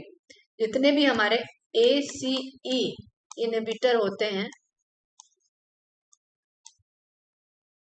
उनके पीछे क्या मिलेगा आपको, प्रिल, एनाल प्रिल, कैप्टोप्रिल, ये क्या करते हैं, हमारे एंजियोटेंसिन सेकेंड जो हमारा होता है उसको कन्वर्ट होने से रोकते हैं, ठीक, उसके वर्क को रोकते हैं। देखिए आप लोग, हमारा एसी इनहिबिटर क्या होता है, तो ये क्लास ऑफ ड्रग होता है जो ब्लॉक करता है एंजियोटेंसिन कन्वर्टिंग एंजाइम इफेक्ट को, ताकि वो एंजियोटेंसिन फर्स्ट को सेकेंड में कन्वर्ट ना होने दे, ठीक, और ये और ये हाइपरटेंशन को ट्रीट करने में यूज करते हैं हम लोग, ठीक। तो हमारा जो ACE जो एंजियोटेंसिन एंजाइम पे इफेक्ट डालता है, ताकि वो फर्स्ट को एंजियोटेंसिन फर्स्ट को सेकंड में कन्वर्ट ना कर पाए, ठीक, क्योंकि एंजियोटेंसिन फर्स्ट को कन्वर्ट होने के लिए हमें किसकी जरूरत पड़ेगी, सेकंड में होने के लिए, तो ACE एंजियोटेंसिन कन्वर्टिंग एंजाइम, ये यही एंजाइम अगर कम हो जाएगा तो ये कन्वर्ट ही नहीं होगा, जब ये कन्वर्ट नहीं होगा तो आपका हाइपरटेंशन नहीं बढ़ेगा, ठीक है, वेरी गुड। और हाइपरटेंशन हार्ट फेल में, MI में एंड किसके साथ हो, जो हमारा सफिक्स होता है pril, like ramipril, captopril, lisinopril, enalapril, ये सब हमारे प्रिल प्रिल आएंगे तो ACE इनहिबिटर होगा, ठीक। अच्छा, इसका साइड इफेक्ट क्या होता है बच्चों, तो हाइपोटेंशन देखने को मिलेगा, हाइपरकैलेमिया देखने को मिलेगा, और रीनल फंक्शन भी इम्पेयर्ड होता है, हेडेक भी देखने को मिलेगा, फीटोपैथी देखने को मिलेगा, डिजीनेस देखने को मिलेगा, फीटल एब्नॉर्मेलिटी भी कॉज कर सकता है AC inhibitor, acute renal fail भी कॉज करेगा। अच्छा, रास सिस्टम के बारे में थोड़ा सा पढ़ें क्या हम लोग। अच्छा, रास सिस्टम एक्टिव कब होता है बच्चों, ये बताओ, बताओ, बताओ मेरे शेरों, रास सिस्टम कब एक्टिव होता है, जब जब हमारे बॉडी में हाइपोटेंशन होगा, हमारा बॉडी खुद क्या करेगा, रास सिस्टम एक्टिवेट करेगा, रेनिन एंजियोटेंसिन सिस्टम। ठीक, तो जो हमारा जब हाइपोटेंशन होगा तो बॉडी का ये डिफेंस रास सिस्टम का एक्टिव होना। ठीक, किडनी क्या करेगा, किडनी दिख रहा है क्यूट सा किडनी, किडनी क्या निकालेगा, रेनिन निकालेगा। ठीक, और लंग्स क्या निकालेगा हमारा, क्या निकालेगा हमारा, एंजियोटेंसिन कन्वर्टिंग एंजाइम। ठीक, किडनी हमारा रेनिन निकालेगा, लिवर हमारा क्या निकालेगा, एंजियोटेंसिनोजन निकालेगा। आपसे पूछेगा बीपी जैसे ही कम हुआ, किडनी क्या किया, रेनिन फेंक दिया बाहर ब्लड में। ठीक, लीवर क्या किया, ब्लड में एंजियोटेंसिनोजन फेंक दिया। ठीक, ये एंजियोटेंसिनोजन क्या करेगा, पहला काम क्या होगा, एंजियोटेंसिनोजन जैसे ही रेनिन के संपर्क में आएगा, क्योंकि किडनी भी तो रेनिन फेंका रहेगा ब्लड में। ठीक, जैसे ही एंजियोटेंसिनोजन रेनिन के संपर्क में आएगा, वो किस में कन्वर्ट हो जाएगा, एंजियोटेंसिन फर्स्ट में। ठीक, जब एंजियोटेंसिन फर्स्ट में ये पहुंच गया तो लंग्स क्या करेगा, लंग्स भी काम करता है, ऐसे ही थोड़े ना डिफेंस काम करेगा, तो लंग्स क्या करेगा, एंजियोटेंसिन कन्वर्टिंग एंजाइम ब्लड में फेंक देगा। ठीक, जब एंजियोटेंसिन एंजाइम ब्लड में आएगा तो ये क्या करेगा, एंजियोटेंसिन फर्स्ट से मिल करके एंजियोटेंसिन सेकंड में कन्वर्ट होगा। ठीक, आपकी दवा यही काम कर रही है, कहाँ पे, एसी। जब ये इफेक्टिव ही नहीं होगा तो ये फर्स्ट से सेकंड में कैसे कन्वर्ट होगा। ठीक, अच्छा नॉर्मल क्या होता है कि लीवर क्या करता है हमारा, बीपी कम हुआ, एंजियोटेंसिनोजन निकाल दिया, किडनी क्या निकाल दिया, रेनिन निकाल दिया, दोनों मिल गए क्या हो गए, एंजियोटेंसिन फर्स्ट। लंग से हमारा एसी, एसी निकल गया। ठीक है, एसी क्या करेगा, फर्स्ट को सेकंड में कन्वर्ट कर देगा, और ये किस में चला जाएगा, जब ये एड्रिनल ग्लैंड में जाएगा तो वहां से एल्डोस्टेरॉन या बोलेंगे मिनरलो कॉर्टिकॉइड्स को बाहर करेगा। ठीक, जब ये मिनरलो कॉर्टिकॉइड्स बाहर करेंगे तो इनका काम क्या है कि ये सोडियम NaCl और H2O का रीअब्जॉर्प्शन करता है किडनी से। ठीक, जब ये सोडियम का रीअब्जॉर्प्शन करेगा NaCl का, तो बॉडी में फ्लूइड बढ़ेगा, जब जब बॉडी में फ्लूइड बढ़ता है, बॉडी में हाइपरटेंशन होता है। ठीक, वैसो कंस्ट्रिक्शन अभी समझ में आ रहा है, और क्या कॉज कर देगा, वैसो कंस्ट्रिक्शन, फ्लूइड जैसे बढ़ेगा वैसो कंस्ट्रिक्शन होगा। नॉर्मल फिनोमिना है, लेकिन जब आप एसी इनहिबिटर दे रहे हो तो किस पे काम करेगा, वो एसी पे, और ये फर्स्ट को सेकंड में कन्वर्ट नहीं होने देगा, आगे की प्रोसेस यहीं पे स्टॉप हो जाएगी। तो जब भी आप एसी इनहिबिटर दे रहे हो तो पेशेंट में हाइपोटेंशन को एडवर्स इफेक्ट की तरह जो हमें वो ऐसे आंख लगा के देखना होता है। ठीक है बच्चों, इसीलिए क्लासेस जो हैं बहुत मेहनत से बनाई जा रही हैं आप लोगों के लिए, कि आप लोग जब एग्जाम से बाहर निकलो तो बताओ कि मैम कुछ भी ऐसा नहीं था जो नहीं आया। ठीक, अच्छा जो हमारा पेशेंट है उसको एक्यूट किडनी, एक और चीज यहाँ मैं एक और लाइन बताऊंगी आप लोगों को, इसको तो ये रीअब्जॉर्व करता है लेकिन ये पोटेशियम को बाहर फेंकने लगता है। ठीक, क्या करता है, ये पोटेशियम को बाहर फेंकता है, नॉर्मल फिनोमिना है ये। ठीक, अगर पेशेंट है उसको एक्यूट किडनी इंजरी हुई और वो एसी इनहिबिटर ले रहा है, ठीक, नर्स क्या करेगी मॉनिटर करने के लिए, तो अगर वो एसी इनहिबिटर ले रहा है मतलब पोटेशियम बाहर नहीं जा पा रहा होगा, क्योंकि रास सिस्टम का काम ही क्या है कि लीवर से एंजियोटेंसिन टेंसिनोजन निकलेगा, किडनी से रेनिन निकलेगा, दोनों मिलेंगे तो एंजियोटेंसिनोजन फर्स्ट बनेगा, लंग से हमारा एसी आएगा, एसी एंजियोटेंसिनो फर्स्ट को सेकंड में कन्वर्ट करेगा, ये हमारा किस पे जाएगा, एड्रिनल कॉर्टेक्स पे जाएगा, वहां से बोलेगा मिनरल कॉर्टिकॉइड्स को चलो भाई बाहर चलो गड़बड़ चल रहा है, वो बाहर गया ब्लड में, और वहां देखा कि वो फिर क्या करेगा, किडनी से किसका रीअब्जॉर्प्शन करेगा, सोडियम और पोटेशियम, सोडियम और H2O का रीअब्जॉर्प्शन करेगा, NaCl और H2O का। ठीक, लेकिन अगर ये इनहिबिटर है तो मिनरलोकॉर्टिकॉइड्स जो है वो बाहर नहीं आ पाएंगे, वहीं पे स्टॉप हो गए हैं।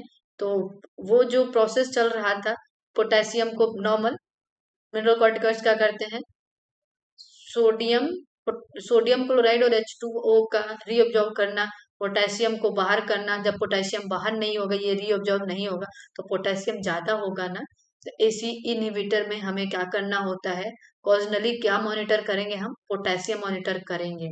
क्लियर है अभी, क्योंकि ये कार्डियक इलेक्ट्रोलाइट्स होता है, ये हार्मफुल होता है अगर पोटेशियम ज्यादा हो जाए या फिर पोटेशियम कम हो जाए। ठीक है, तो राइट आंसर क्या होगा आपका बच्चों? ए होगा। अच्छा आप बताओ, डाइट क्या लोगे कंजेस्टिव हार्ट फेल वाले पेशेंट के लिए? तो आप क्या खाने के लिए बोलोगे? अच्छा वो साल्ट खा ले, तो जहां जहां साल्ट दिखे बोलो भैया, जहां जहां नमक होगा वहां पानी होगा, ये चीज आप लोग याद रखो। तो जहां सॉल्ट है उसको तो आप फटाफट कट कर दो बिना कुछ सोचे हुए। सोडियम भी तो है हमारा, गार्गलिक भी जो है उसमें गार्गलिक सोडियम जहां मिला कट कर दो आप। जिंजर और बे लीफ जो होता है वो हम लोग इनको दे सकते हैं। ठीक, क्योंकि अदर ऑप्शन में से हमारे पास बेस्ट ऑप्शन डी गया है, इसलिए हम देंगे। रीजन रीजन यही है कि तीन ऑप्शन में से तीनों का खतरनाक था, शॉर्ट तो बिल्कुल अवॉइड करते हैं, तो डी ही देंगे। ठीक है। अच्छा कंपेंसेटरी स्टेज शॉक का है, पेशेंट का blood pressure remain with in normal limit है। ठीक, शॉक के भी तो स्टेज होते हैं, हमारा कंपेंसेटरी हो गया और उसमें जो है उसका क्या हो गया, नॉर्मल लिमिट में उसका बीपी है।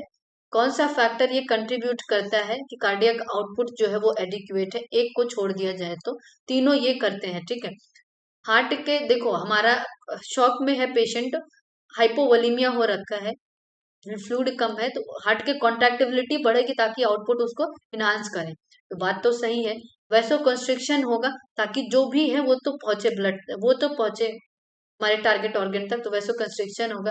हार्ट रेट इसी वजह से बढ़े क्योंकि कार्डियक आउटपुट हमें बढ़ाना है। ठीक, लेकिन एक्सट्रीमिटीज के मूवमेंट पे ये जो कंपेंसेटरी वर्क नहीं करेगा।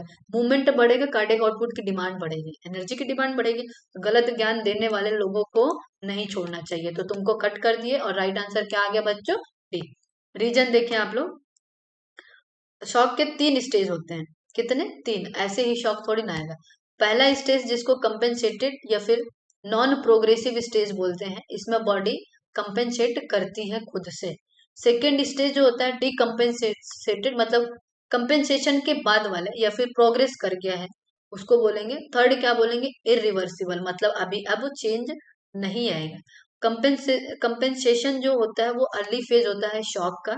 ठीक, इसमें बॉडी कंपेंसेटरी मैकेनिज्म यूज करते हैं, जैसे हार्ट रेट बढ़ा देना, वैसो कंस्ट्रिक्शन कर देना, रेस्पिरेटरी रेट को इनहांस कर देना, ताकि मेंटेन कर सके क्या, एडिक्वेट परफ्यूजन को कहाँ पे, ब्रेन और टारगेट और वाइटल ऑर्गन तक। ठीक है, पेशेंट मेनली क्या होता है, नॉर्मोटेंसिव होता है इन कंपेंसेटरी शॉक, उसका बीपी नॉर्मल रहता है। ठीक, नेक्स्ट क्वेश्चन आप लोग बताएं, आंसर करिए इसका।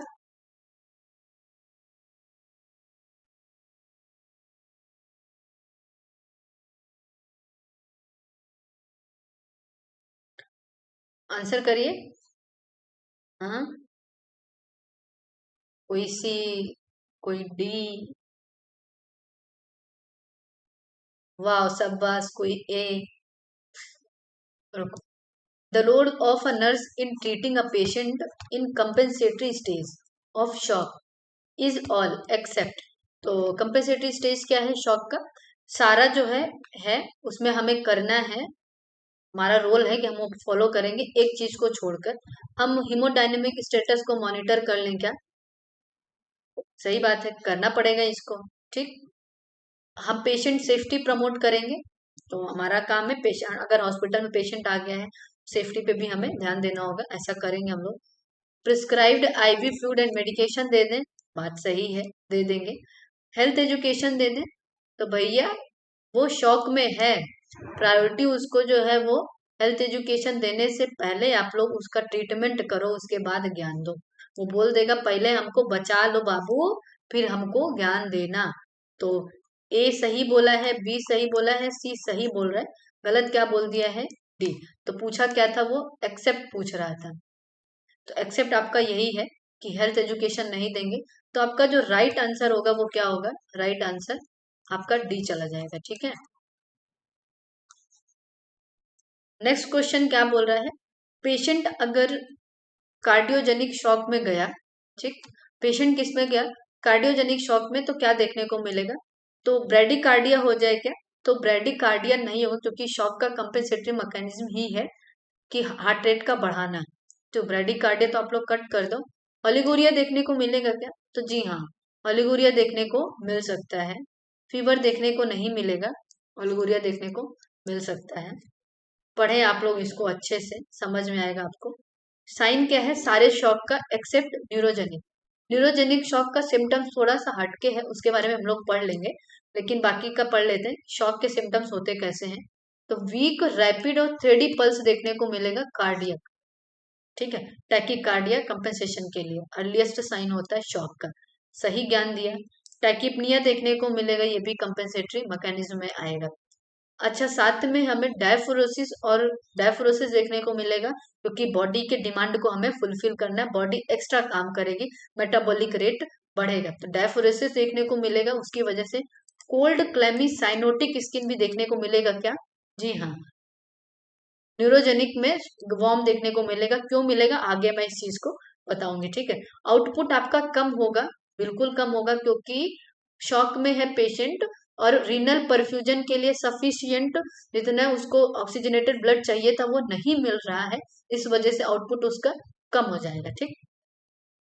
कॉन्सियसनेस उसका धीरे धीरे प्रोग्रेसिव कम होगा, ठीक। पैलोर होगा बॉडी, ठीक, क्योंकि ऑक्सीजन कम हो रहा है लेकिन पीसीओ2 तो बढ़ेगा, ठीक। जब पीसीओ2 बढ़ेगा, तो पीसीओ2 जब बढ़ेगा तो बॉडी क्या करेगा? पैलोर होगा, ठीक है। और ये हमारा, एक सेकेंड, मीन आर्टेरियल प्रेशर जो है वो क्या करे? Decrease mean arterial pressure. Normal कितना होता है? 80 to 120 होता है, और अभी मीन आर्टेरियल प्रेशर कम हो जाए, सिस्टोलिक बीपी भी आपका 90 mm से कम हो जाए, ऐसा हो जाए, तब होगा क्या? तो बात तो एकदम सही कह रहा है, क्योंकि ब्लड ब्लड ही नहीं है तो आर्टरी पे प्रेशर कहाँ से लगेगा? तो डिक्रीज मीन आर्टेरियल प्रेशर भी हो कम होगा, सिस्टोलिक बीपी भी कम हो जाएगा, लेस देन 90। तो अभी कम, यहाँ पे कभी भी हाइपरटेंशन नहीं होता कार्डियोजेनिक में, हाइपो होगा क्योंकि ब्लड नहीं है, ठीक, सफिशियंट नहीं है फ्लूइड। क्लियर है? 36 ईयर ओल्ड मैन है, अभी मिड एडल्ट वाले लोग हैं ये, इनको लिम्फोमा हुआ है, present with the sign of impending septic shock हुआ, ठीक। सेप्टिक शॉक का साइन है इनको, 9 days आफ्टर कीमोथेरेपी के बाद इनको सेप्टिक शॉक हुआ। Nurse could expect which of the following to be present? ऐसा क्यों हुआ, वो क्या एक्सपेक्ट कर रही है? तो फ्लशिंग होगा, डिक्रीज ऑक्सीजन सेचुरेशन होगा, और माइल्ड हाइपोटेंशन होगा। तो सेप्टिक शॉक मतलब याद रखिएगा, सेप्टिक शॉक मतलब इन्फेक्शन की वजह से पेशेंट को शॉक में जाएगा, ठीक है। तो इन्फेक्शन हो रहा है तो उसको लो ग्रेड फीवर देखने को मिलेगा, चिल्स होगा, और टैकीकार्डिया की कंडीशन डेवलप होगी, ठीक है। तो राइट आंसर आपका बी होने वाला है। एलिवेटेड हो जाए टेम्परेचर, ओलिगोरिया हो जाए, हाइपरटेंशन नहीं होगा शॉक में, याद रखिएगा आप लोग। तो जहां भी आपको हाइपरटेंशन मिल रहा है वहां आप कट करो। फ्लशी फेस होगा, तो फ्लशी नहीं होगा, पेलोर होगा, ठीक है। और माइल्ड हाइपोटेंशन नहीं होगा, हाइपोटेंशन होता है क्योंकि बीपी सिस्टोलिक जो है वो कम होता है, मोर कितना होगा? 90। तो नॉर्मल कितना होता है? 120 होता है, ठीक है। तो ये माइल्ड हाइपरटेंशन तो नहीं होगा, तो आपका ए भी इसी वजह से गलत होगा। और हाई ग्रेड फीवर, तो सेप्टिक शॉक में हाई ग्रेड फीवर हो जाए और नॉर्मल ब्लड प्रेशर, लियो भाई, ये ब्लड प्रेशर वाले ही दिमाग खराब करके रखें। तो आपका राइट आंसर क्या होगा? बी होगा, ठीक। सो देखें आप लोग, सेप्सिस क्यों होता है, सेप्सिस का रिजल्ट क्या होता है शॉक में? तो पैथोजेन अगर ब्लड स्ट्रीम में प्रेजेंट है उसकी वजह से अगर इन्फेक्शन होता है तब होता है। और इन्फेक्शन होगा क्यों? क्योंकि वो इंडोटॉक्सिन रिलीज करेगा, वो पैथोजन, जिसकी वजह से क्या होगा? सेप्टिक शॉक होगा, ठीक है। सिम्टम्स क्या आएंगे उसका? तो कंफ्यूजन होगा, कॉन्सियसनेस में चेंजेस आएगा, अलर्ट कॉन्सियसनेस में, ठीक। हाइपोटेंशन होगा, फीवर हो जाएगा, चिल्स हो जाएगा, टैकिपनिया हो जाएगा, टैकिकार्डिया होगा। क्लियर हो रहा है? फीवर भी लो ग्रेड फीवर होता है, हाई ग्रेड फीवर नहीं देखने को मिलता है। डिक्रीज होगा आउटपुट, कोल्ड क्लैमी स्किन देखने को मिलेगा, ठीक है। अच्छा, अनरिवर्स हाइपोवोलेमिया शॉक प्रोग्रेस किस में देखने को मिलेगा? विच of the following type of shock? तो अनरिवर्स हाइपोवोलेमिक शॉक जो होता है वो किस में देखने को मिलेगा? सेप्टिक शॉक में देखने को मिलता है, ठीक है। राइट आंसर यहाँ पे सी है। अच्छा, आपके कहने से लियो भाई कलर बदल दिए, ठीक है। आप लोग जिसमें खुश रहें, आप लोग की खुशी के लिए जितनी मेहनत हो रही है क्लासेस का, तो वही है। देखो मैं बार बार ये एक ही लाइन नहीं बोलती हूँ कि क्लासेस अच्छी लगे तो शेयर करें, क्योंकि आप अच्छे इंसान हैं और अपनी अच्छाई दिखाइए, क्लासेस लोगों तक पहुंचाइए जिनको इस क्लास की नीड है, ठीक है। ये होती है आप अच्छे इंसान की पहचान। Nurse known that most informative measurement for determining the cardiogenic shock है। तो आप कैसे उसको जो है वो मोस्ट इंफॉर्मेटिव जो है मेजरमेंट होता है, तो जो हमारा ये कार्डियक इंडेक्स होता है, ये मोस्ट बेनिफिशियल वो होता है मेजरमेंट। अच्छा, इसको मेजर कैसे करेंगे, इसको आप लोग देखो, कार्डियक इंडेक्स मेजरमेंट करते कैसे हैं। तो कार्डियक इंडेक्स मेजरमेंट कैसे करेंगे, तो ये एक वैसोडायनेमिक पैरामीटर होता है जो कि रिलेट करता है cardiac output to body surface area. Body surface area के अकॉर्डिंग कार्डियक आउटपुट हो रहा है कि नहीं, ये इसको रिलेट करेगा। नॉर्मल जो होता है वो कितना होता है, तो 2.6 से 4.2 लीटर पर मिनट पर स्क्वायर मीटर होता है। कितना होगा, याद रखिएगा आप लोग, कितना होगा, 2.6 टू 4.2 लीटर पर मिनट पर स्क्वायर मीटर नॉर्मल होता है कार्डियक इंडेक्स।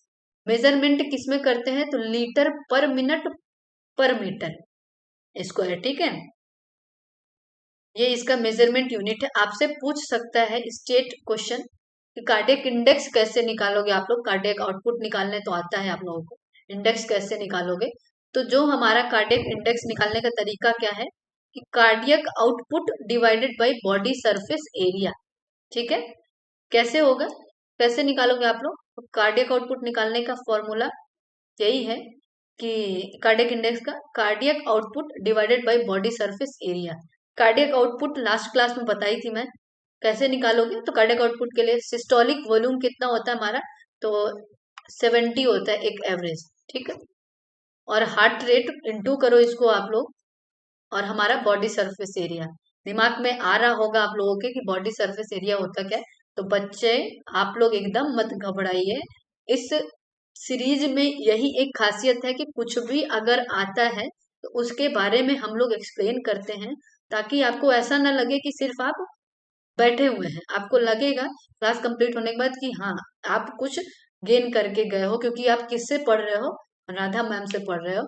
और जॉब करने के टाइम अगर कुछ आता है, कोई पूछता है आपसे कि कार्डियक इंडेक्स क्या है, तो बोलना पढ़ के आए थे हम, किससे, राधा मैम से पढ़े थे, अच्छे से बताई थी कि मेजरमेंट यूनिट क्या होता है, लीटर पर मिनट पर मीटर स्क्वायर होता है, ये बता देना। नॉर्मल कितना होता है, तो 2.6 से लेकर के 4.2 लीटर पर मिनट पर मीटर स्क्वायर, ज्ञान दे के आ जा बोलना, ज्ञानी लोग से मिले थे हम, ठीक। तो निकालोगे कैसे, क्लियर हो गया। अच्छा, आप ये बताओ बॉडी सरफेस एरिया कैसे कैलकुलेट करोगे। तो इसको कैलकुलेट करने के लिए आपको पेशेंट की हाइट की जरूरत होगी, वेट की जरूरत होगी। एक मॉलिस्टर फॉर्मूला होता है जिसके थ्रू हम निकाल सकते हैं बॉडी सरफेस एरिया को। हाइट आपका सेंटीमीटर में चाहिए, वेट आपका केजी चाहिए, डिवाइडेड बाई 3600, ठीक है। हाइट पेशेंट का सेंटीमीटर करो, वेट केजी करो, और 36 ये भी आता है। और एक और होता है, दोनों अगर ऑप्शन में आ रहा है तो आपका ये सही हो जाएगा। अगर केजी में कर रहे हो तो 3600 से करोगे, और अगर आप एलबीएस में निकाल रहे हो तो 1 LBS equals to, last class में बताया था, बताओ इसका आंसर आप लोग,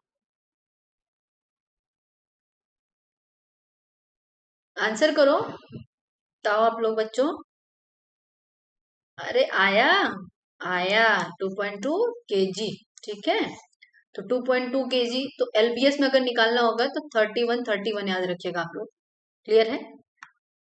कोल्ड शॉक किसको बोलेंगे, तो कोल्ड शॉक जो होता है उस किसको बोलेंगे हम लोग, तो जो हाइपोवोलेमिक शॉक होता है उसको हम लोग क्या नाम देंगे, कोल्ड शॉक के नाम से जानते हैं।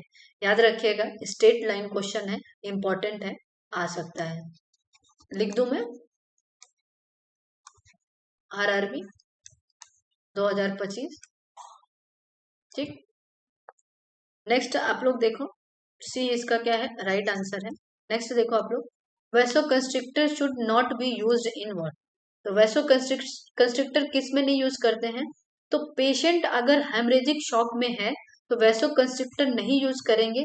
ये क्या करेगा? इश्चीमिया डेवलप करेगा और इसकी वजह से नेक्रोसिस होगा और प्रॉब्लम कॉज हो सकती है। तो हेमरेजिक शॉक में तो वैसो कंस्ट्रिक्टर बिल्कुल भी यूज नहीं करना है। कोई लिख के जा रहा है तो उस आपके पास जन्म सिद्ध अधिकार है कि आप वो पूछ सको, भाई साहब गलत ज्ञान दे के जा रहे हो, हम पढ़े हैं क्लास गुवाहाटी नर्सिंग क्लास से, हेमरेजिक शॉक में वैसो कंस्ट्रिक्टर नहीं देंगे। ठीक। वैसो कंस्ट्रिक्टर जो कंस्ट्रिक्ट करता है ब्लड वेसल्स को, not be use in haemorrhagic shock. ये लीड करेगा आर्टेरियोल वैसो कंस्ट्रिक्शन और क्या कॉज करेगा? इस्चीमिया कॉज करेगा, टिश्यू इस्चीमिया। ठीक। और जब टिश्यू इस्चीमिया कॉज करेगा तो ये हार्मफुल होगा टारगेट ऑर्गन के लिए। तो वैसो कंस्ट्रिक्टर बिल्कुल भी नहीं देंगे, ऐसे लिख लेना, नहीं देना है, हम नहीं देंगे। ठीक। इसका आंसर क्लियर हुआ आप लोगों को? बी होगा। ठीक। अच्छा, वार्म और ड्राई पिंक स्किन किसमें देखने को मिलता है? तो warm dry pink skin neurogenic shock में देखने को मिलेगा। किसमें देखने को मिलेगा? न्यूरोजेनिक शॉक में देखने को मिलेगा, बाकी सब में एक्सेप्ट न्यूरोजेनिक। लिख लो आप लोग, अभी बताई थी मैं, एक्सेप्ट न्यूरोजेनिक शॉक सब में कैसा होगा? वार्म, सॉरी, सब में कोल्ड क्लैमी स्किन देखने को मिलेगा एक्सेप्ट न्यूरोजेनिक शॉक। याद रखिएगा आप लोग, इंपॉर्टेंट पॉइंट है ये। तो इसका राइट आंसर क्या होगा? राइट आंसर डी होगा। नेक्स्ट क्वेश्चन आप लोग देखो।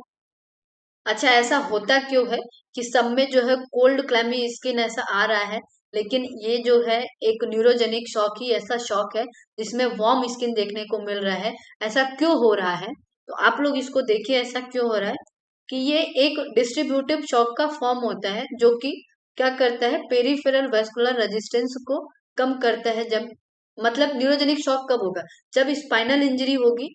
स्पाइनल इंजरी होने की वजह से पेशेंट न्यूरल एक्टिविटी अच्छे से नहीं कर पाएगा। न्यूरल एक्टिविटी अच्छे से नहीं कर पाएगा तो किससे सफर कर रहा है? वो न्यूरोजेनिक शॉक से सफर कर रहा है। तो स्पाइनल इंजरी होने की वजह से पेरिफेरल वेस्कुलर रेजिस्टेंस भी कम हो जाएगा, और पेरिफेरल वेस्कुलर रेजिस्टेंस कम होने की वजह से पेरिफेरल साइड में वेसोडायलेशन देखने को मिलेगा, कार्डियक आउटपुट कम देखने को मिलेगा, लो बीपी होगा, पेरिफेरल पूलिंग होगा ब्लड में।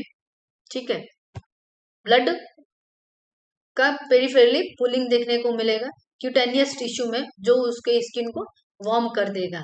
ठीक। स्पाइनल कॉर्ड इंजरी हुई, उसका रेजिस्टेंस जो है वो डिक्रीज हो गया, तो क्या देखने को मिलेगा? आउटपुट भी आपका कम हो जाएगा, जिसकी वजह से बीपी कम को देखने को मिलेगा। क्लियर हो रहा है अभी आप लोगों को? वैसोडायलेटरी इफेक्ट आता है इसीलिए। तो अगर ऐसा वैसोडायलेशन हो रहा है तो जो हमारा क्यूटेनियस टिश्यू के ब्लड वेसल्स हैं, टिश्यू का जो ऑर्गन का जो ब्लड वेसल्स है, उसमें ब्लड कलेक्ट होने लगेगा। ब्लड वार्मर होता है ना, ब्लड वार्म होता है, तो ये क्या करेगा? स्किन को जहां जहां कलेक्ट हो रहा है, मतलब पूरे क्यूटेनियस स्किन को वार्म कर देगा। इसी वजह से स्किन हमें वार्म देखने को मिलती है, पिंक देखने को मिलती है। ठीक है,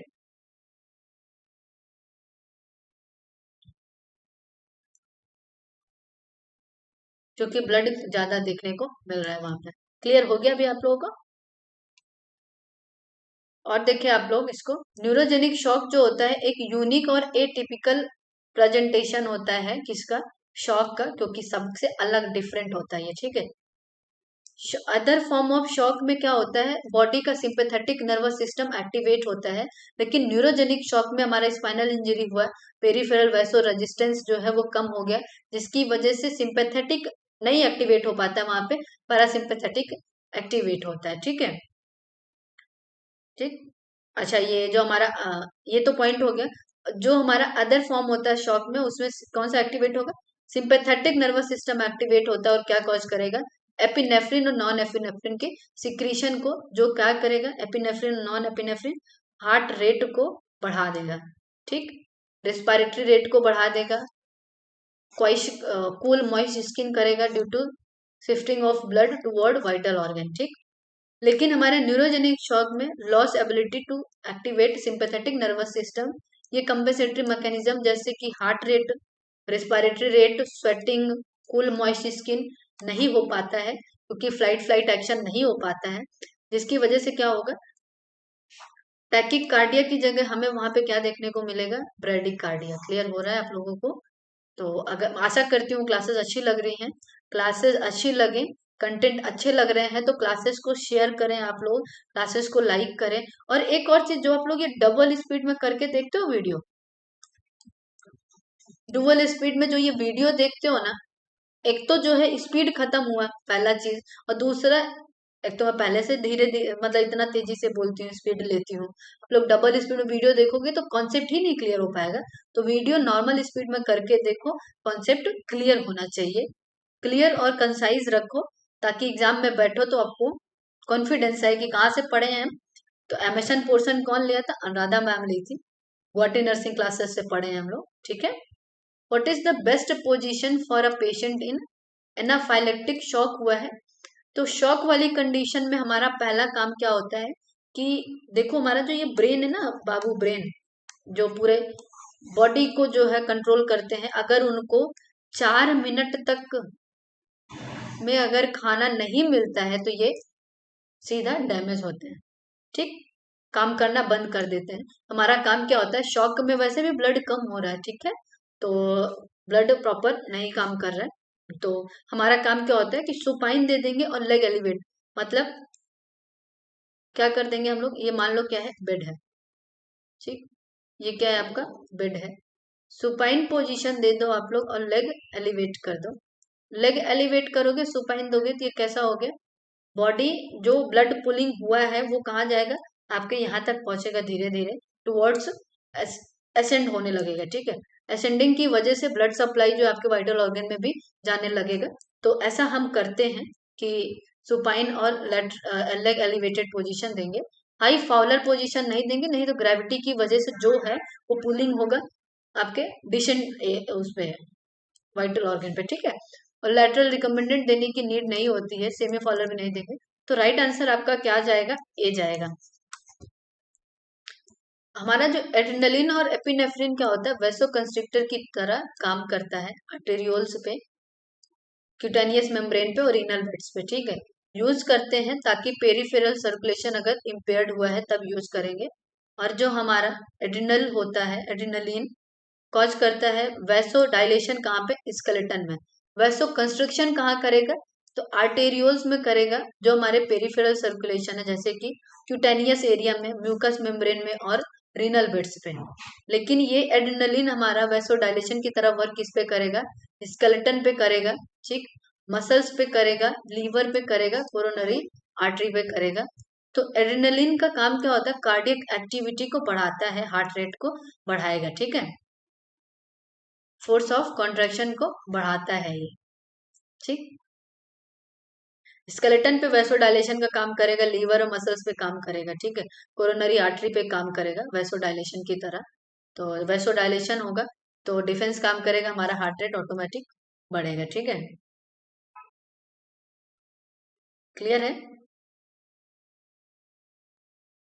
ठीक है।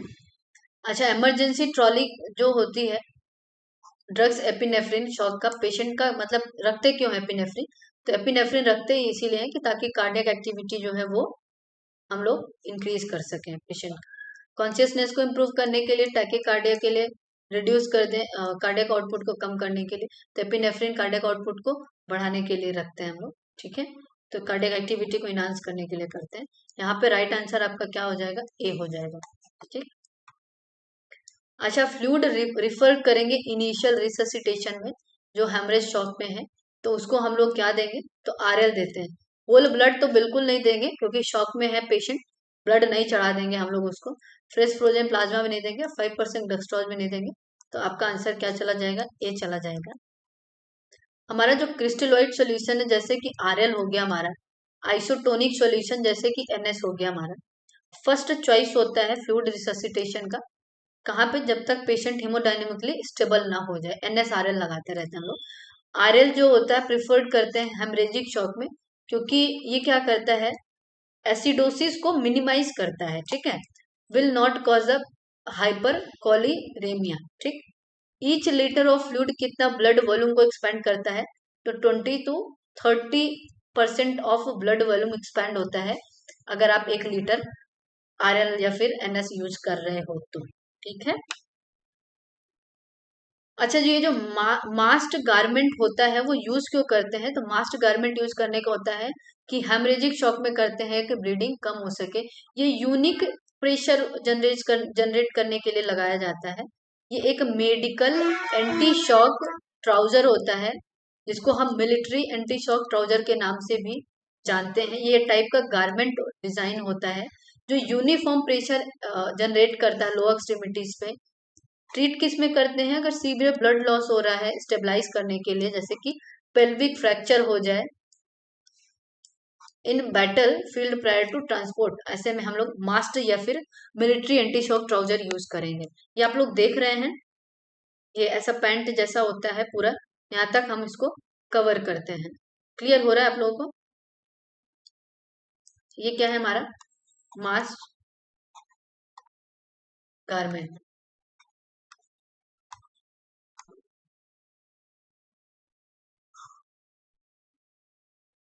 ठीक, ठीक है।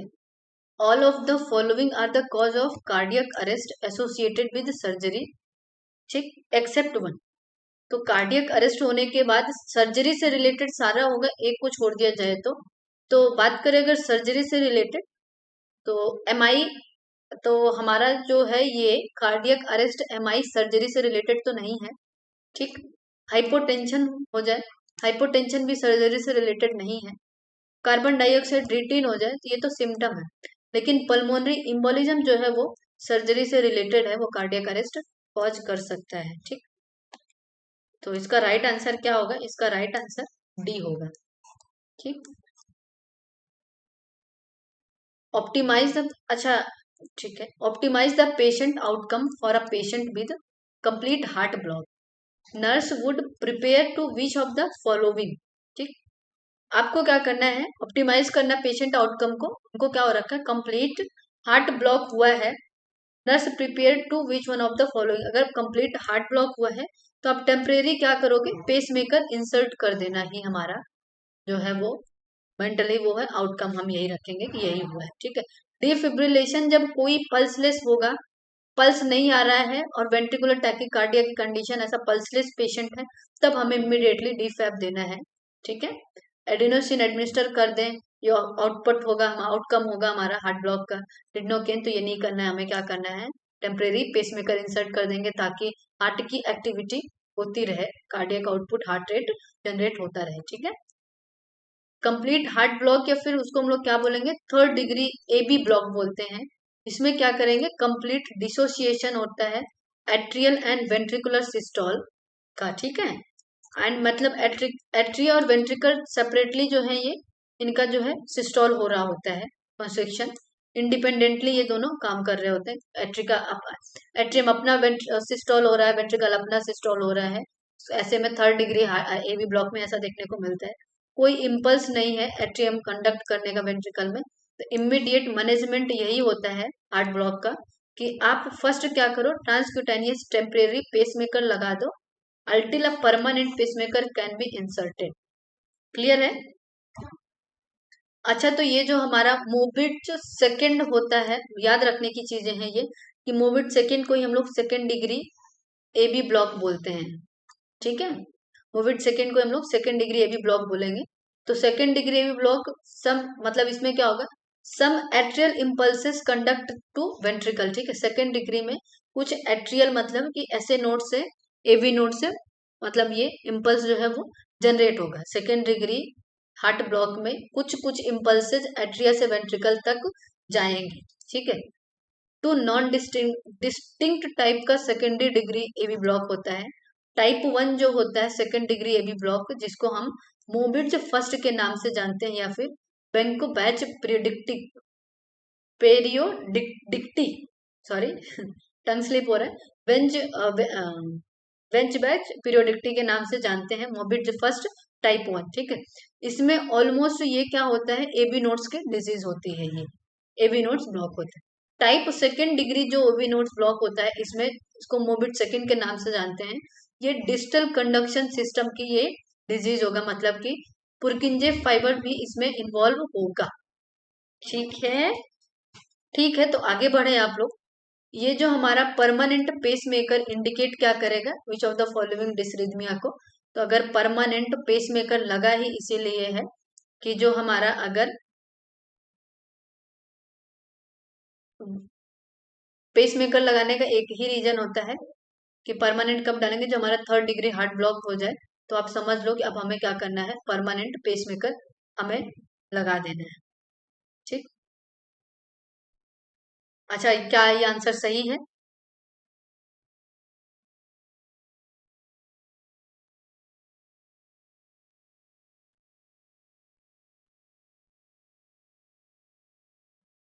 ठीक है, आंसर वही है। परमानेंट पेसमेकर एक आर्ट्रियल कार्डियक पेसमेकर होता है जो परमानेंटली मतलब कार्डियक में रखते हैं। लीड आर यूजली इंसर्ट कहाँ से करते हैं, ट्रांसवीनियसली थ्रू द सब क्लेवियन या फिर सिफेलिक, हमारा सब क्लेवियन या फिर सिफेलिक वेन जो है वहां से लीड के थ्रू जो है हम इसको इंसर्ट करते हैं। पोजीशन कहाँ रखेंगे इसका, राइट एट्रियम में। ठीक है, एट्रियल पेसिंग पे, और इसका राइट वेंट्रिकुलर अपेक्स पे। ठीक है, राइट वेंट्रिकुलर अपेक्स के वेंट्रिकुलर पेसिंग पे इसको हम लोग रखेंगे। इन शॉर्ट सब क्लेवियन से करके हम जो हमारा ये पेसमेकर होगा उसको राइट एट्रियम पे रखते हैं, और ये पल्स जनरेट करता है, जो कि इम्प्लांट कहाँ करते हैं हमारा, हम पॉकेट बना के सबक्यूटेनियस में, क्लेविकल जो हमारा ये क्लेविकल है इसके नीचे जो सबक्यूटेनियस टिश्यू है वहां पे पॉकेट बना के हम इसको रख देंगे इस पेसमेकर को। ठीक है, परमानेंट पेसमेकर जो होता है रिकमेंड किस में करते हैं, अगर हमारा सिम्टोमेटिक ब्रेडिकार्डिया है तो उसमें करेंगे। ठीक, 3rd डिग्री ब्लॉक है उसमें करेंगे। Advance symptomatic 2nd degree A B block है तो उसमें हम करेंगे। ठीक है, ये एसिम्टोमेटिक ब्रेडिकार्डिया इसलिए इसमें नहीं करेंगे। ये हमारा डिसरिथमिया की कंडीशन है, इसको हम लोग अच्छे से पढ़ेंगे। क्लियर हो रहा है अभी आप लोग को? इसका राइट आंसर क्या होगा, डी होगा। सिस्टम में कुछ गड़बड़ चल रहा है शायद। Following article are the essential component of a crash card in hospital. सब कुछ होगा क्रैश कार्ड में, क्या नहीं होना चाहिए, तो क्रैश कार्ड में डिफिब्रिलेटर का होना मैंडेटरी है। रिससिटेशन मेडिसिन भी रखी जाती है। पेरीफेरल आईबीएसएसएस जो भी होते हैं उनको भी हम लोग रखते हैं, लेकिन स्टेशनरी आइटम जो है उसको रखने की जरूरत क्रैश कार्ड में नहीं है। इरेजर रख लो आप लोग, पेंसिल रख लो, स्टेशनरी आइटम नहीं रखेंगे, लेकिन ये तीनों चीजें रखते हैं। तो गलत क्या बोल दिया, डी गलत बोल दिया। बाकी पेरिफेरल आईबीएसएस जितने भी है सब रखते हैं, तो सही बोल रहा है वो चीजें, 3 चीजें, डी ही यहाँ पे गलत बोल रहा है। अच्छा, आप लोग बताओ, एक आदमी है एडमिट हो रहा है, आप हॉस्पिटल में ड्यूटी कर रहे हो, टेलीमेट्री यूनिट पे वो एडमिट हुआ है, किसके लिए, उसको चेस्ट पेन हो रहा है, क्या हो रहा है उसको, चेस्ट पेन हो रहा है। 8 आवर्स आफ्टर एडमिशन के बाद पेशेंट कहाँ जा रहा है, वेंट्रिकुलर फिब्रिलेशन के टुवर्ड्स ये जा रहा है। फिजिशियन डिफिब्रिलेट करता है पेशेंट का। Nurse understand that the purpose of defibrillation is what. Defibrillation अगर वेंट्रिकुलर फिब्रिलेशन में कर रहा है फिजिशियन तो रीजन क्या है, ताकि वो कार्डियक कॉन्ट्रैक्टिबिलिटी और आउटपुट को बढ़ा सके इसलिए दे रहा है। ठीक, या कॉज करे ईस्ट स्टॉल या नॉर्मल पेस मेकर रिकैप्चर को इसलिए देगा वो, या फिर रिड्यूस कर दे कार्डियक इस्चीमिया एंड एसिडोसिस को, या फिर हमारा प्रोवाइड कर दे energy for depleted myocardial infarction. तो डिफिब्रिलेटर देने का मतलब ही यही होता है वेंट्रिकुलर फिब्रिलेशन में, कि सिर्फ हार्ट हमारा फड़फड़ा रहा है, हार्ट रेट मतलब एकदम नहीं है, वो आउटपुट नहीं आ रहा है। कार्डियक कॉन्ट्रैक्टिबिलिटी, क्योंकि फड़फड़ाना और फोर्सफुल कॉन्ट्रैक्शन करना दोनों में अंतर है, तो डिफिब्रिलेटर देने का मतलब यही होता है कि क्या करे, कार्डियक कॉन्ट्रैक्टिबिलिटी को इंक्रीज करे, फोर्सफुल जो है इंक्रीज करे और आउटपुट दे, इसलिए हम डिफैब देते हैं, यही पर्पज होता है हार्ट रेट को आने के लिए। ठीक है, तो ये गलत हो गया, ये भी गलत है। इसका राइट आंसर क्या होगा, ए होगा। ऐसे नहीं बच्चा, बड़ी मेहनत करके ये क्वेश्चन निकाला गया है। क्लासेस तो जो देख रहे हैं उनके लिए ये रामबाण है, बस इंतजार करिए, पनाह मांग जाएगा पेपर की पढ़े किससे थे हम लोग। ठीक है, तो वेंट्रिकुलर फिब्रिलेशन टर्मिनेशन के टाइम पे इलेक्ट्रिकल काउंटर शॉक देते हैं जिसको हम डिफिब्रिलेशन बोलते हैं। इसके 2 फॉर्म होते हैं, आप लोग याद रखिएगा। एक मोनोफेजिक भी होता है, एक बाईफेजिक डिफिब्रिलेटर होता है, ठीक है। हमारा मोनोफेजिक इलेक्ट्रिकल करंट क्या करता है, वन डायरेक्शन में ट्रेवल करेगा। अभी मैं आप लोगों को बताऊंगी क्लियर कि मोनोफेजिक ट्रेवल कैसे करेगा, एक इलेक्ट्रोड से और पैडल से, ठीक है, through the heart to the other electrode या फिर अदर पैडल पे, मतलब एक ही डायरेक्शन में यहाँ से यहाँ ऐसे ट्रांसफर करेगा, ठीक है। और दिस टाइप ऑफ डिफिब्रिलेशन कितना डिलीवर करेगा, तो मोनोफेजिक का जो डोज होता है वो हाई एनर्जी, मतलब 200 या फिर मोर देन 200 जूल करता है ये, ठीक है। और कितना करना है, कितने शॉक देना होता है, तो 3 शॉक देना होता है फर्स्ट, ठीक है। 200 देना होता है, देन 300 देना होता है, फिर 360 जूल देना होता है। 3 शॉक देते हैं हम लोग मोनोफेजिक डिफिब्रिलेटर से।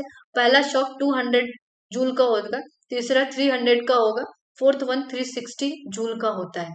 तो मोर देन 200 जूल होगा तो वो मोनोफेजिक में जाएगा, एक ही डायरेक्शन में इसका जो है वो इलेक्ट्रिक जाएगा, इलेक्ट्रिक, ठीक है। और हमारा बाईफेजिक डिफिब्रिलेटर जो डिलीवर करता है करंट को, वो 2 डायरेक्शन में करता है, ठीक है। Heart and back again to the first electrode, heart में भी डायरेक्शन देगा और फर्स्ट इलेक्ट्रोड में भी डायरेक्शन देगा, ऐसे बोथ करेगा, ठीक है। बाईफेजिक डिफिब्रिलेटर जो होता है lower level electrical current generate करता है मोर देन मोनोफेजिक से, ठीक है। यूजुअली कितना होता है, 120 से 150 जूल अगर ये करंट जनरेट करता है और इंक्रीज करता है, ठीक। कार्डियोवर्जन जो होता है उसमें 30 जूल की रिक्वायरमेंट होती है, याद रखिएगा, इंपॉर्टेंट पॉइंट है। कार्डियोवर्जन में कितने जूल इलेक्ट करंट की जरूरत होती है, तो 30 जूल। लेकिन हमारा बाईफेजिक है तो उसमें 120 से 150 जूल बोथ डायरेक्शन पे काम करता है, इसलिए बाईफेजिक बोल रहे हैं। मोनोफेजिक है, एक डायरेक्शन पे काम करेगा। और जूल 3 शॉक मारते हैं, पहला 200 देंगे, दूसरा 300 लगाएंगे, तीसरा 360, ताकि उसका आउटपुट कॉन्ट्रैक्टिबिलिटी इनहांस होके और हार्ट रेट बढ़ सके। मोनोफेजिक को आप लोग देख पा रहे हैं कि इसका जो डायरेक्शन है वो क्या है, वन साइडेड है, ठीक। एक हमारा इलेक्ट्रोड पैड से दूसरे हार्ट के इलेक्ट्रोड पैड की तरफ जा रहा है, ठीक है। और बाईफेजिक में हमारा एक से जा रहा है पैड से, दूसरे पैड से फिर से हार्ट में आ रहा है, मतलब बोथ डायरेक्शन पे काम कर रहा है, ठीक। क्लियर है अभी आप लोगों को। अच्छा, ये हमारा विच one of the following represent the full form of AED, तो ऑटोमेटेड हमारा इस एक्सटर्नल डिफिब्रिलेटर को ही हम लोग क्या बोलते हैं, एईडी। क्या होता है ये बच्चों, ऑटोमेटेड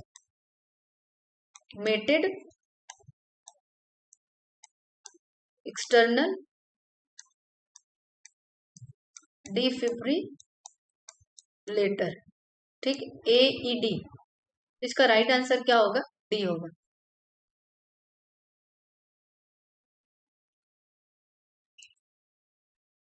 अच्छा, ये होता क्या है, लगाते कहाँ है, हम इसको भी देखेंगे।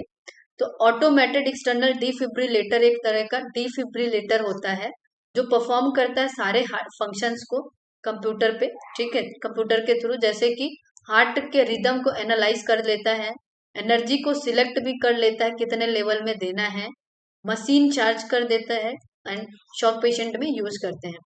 ये कार्डियक अरेस्ट हुआ है, पल्सलेस वेंट्रिकुलर टैकीकार्डिया है, वेंट्रिकुलर फिब्रिलेशन है, इसमें यूज करते हैं।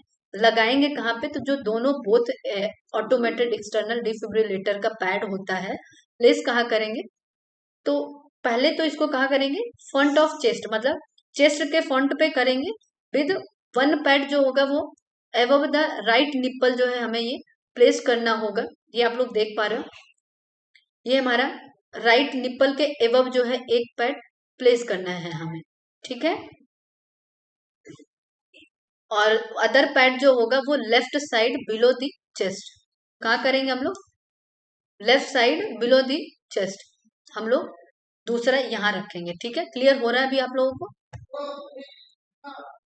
लगाने का तरीका भी आना चाहिए तब ना आप डी फैप दे पाओगे। तो पहला कहाँ रखेंगे, राइट साइड में एबव द राइट निप्पल, ठीक है। और हमारा जो अदर साइड होगा वो कहाँ होगा, लेफ्ट साइड में बिलो चेस्ट रखेंगे, ठीक।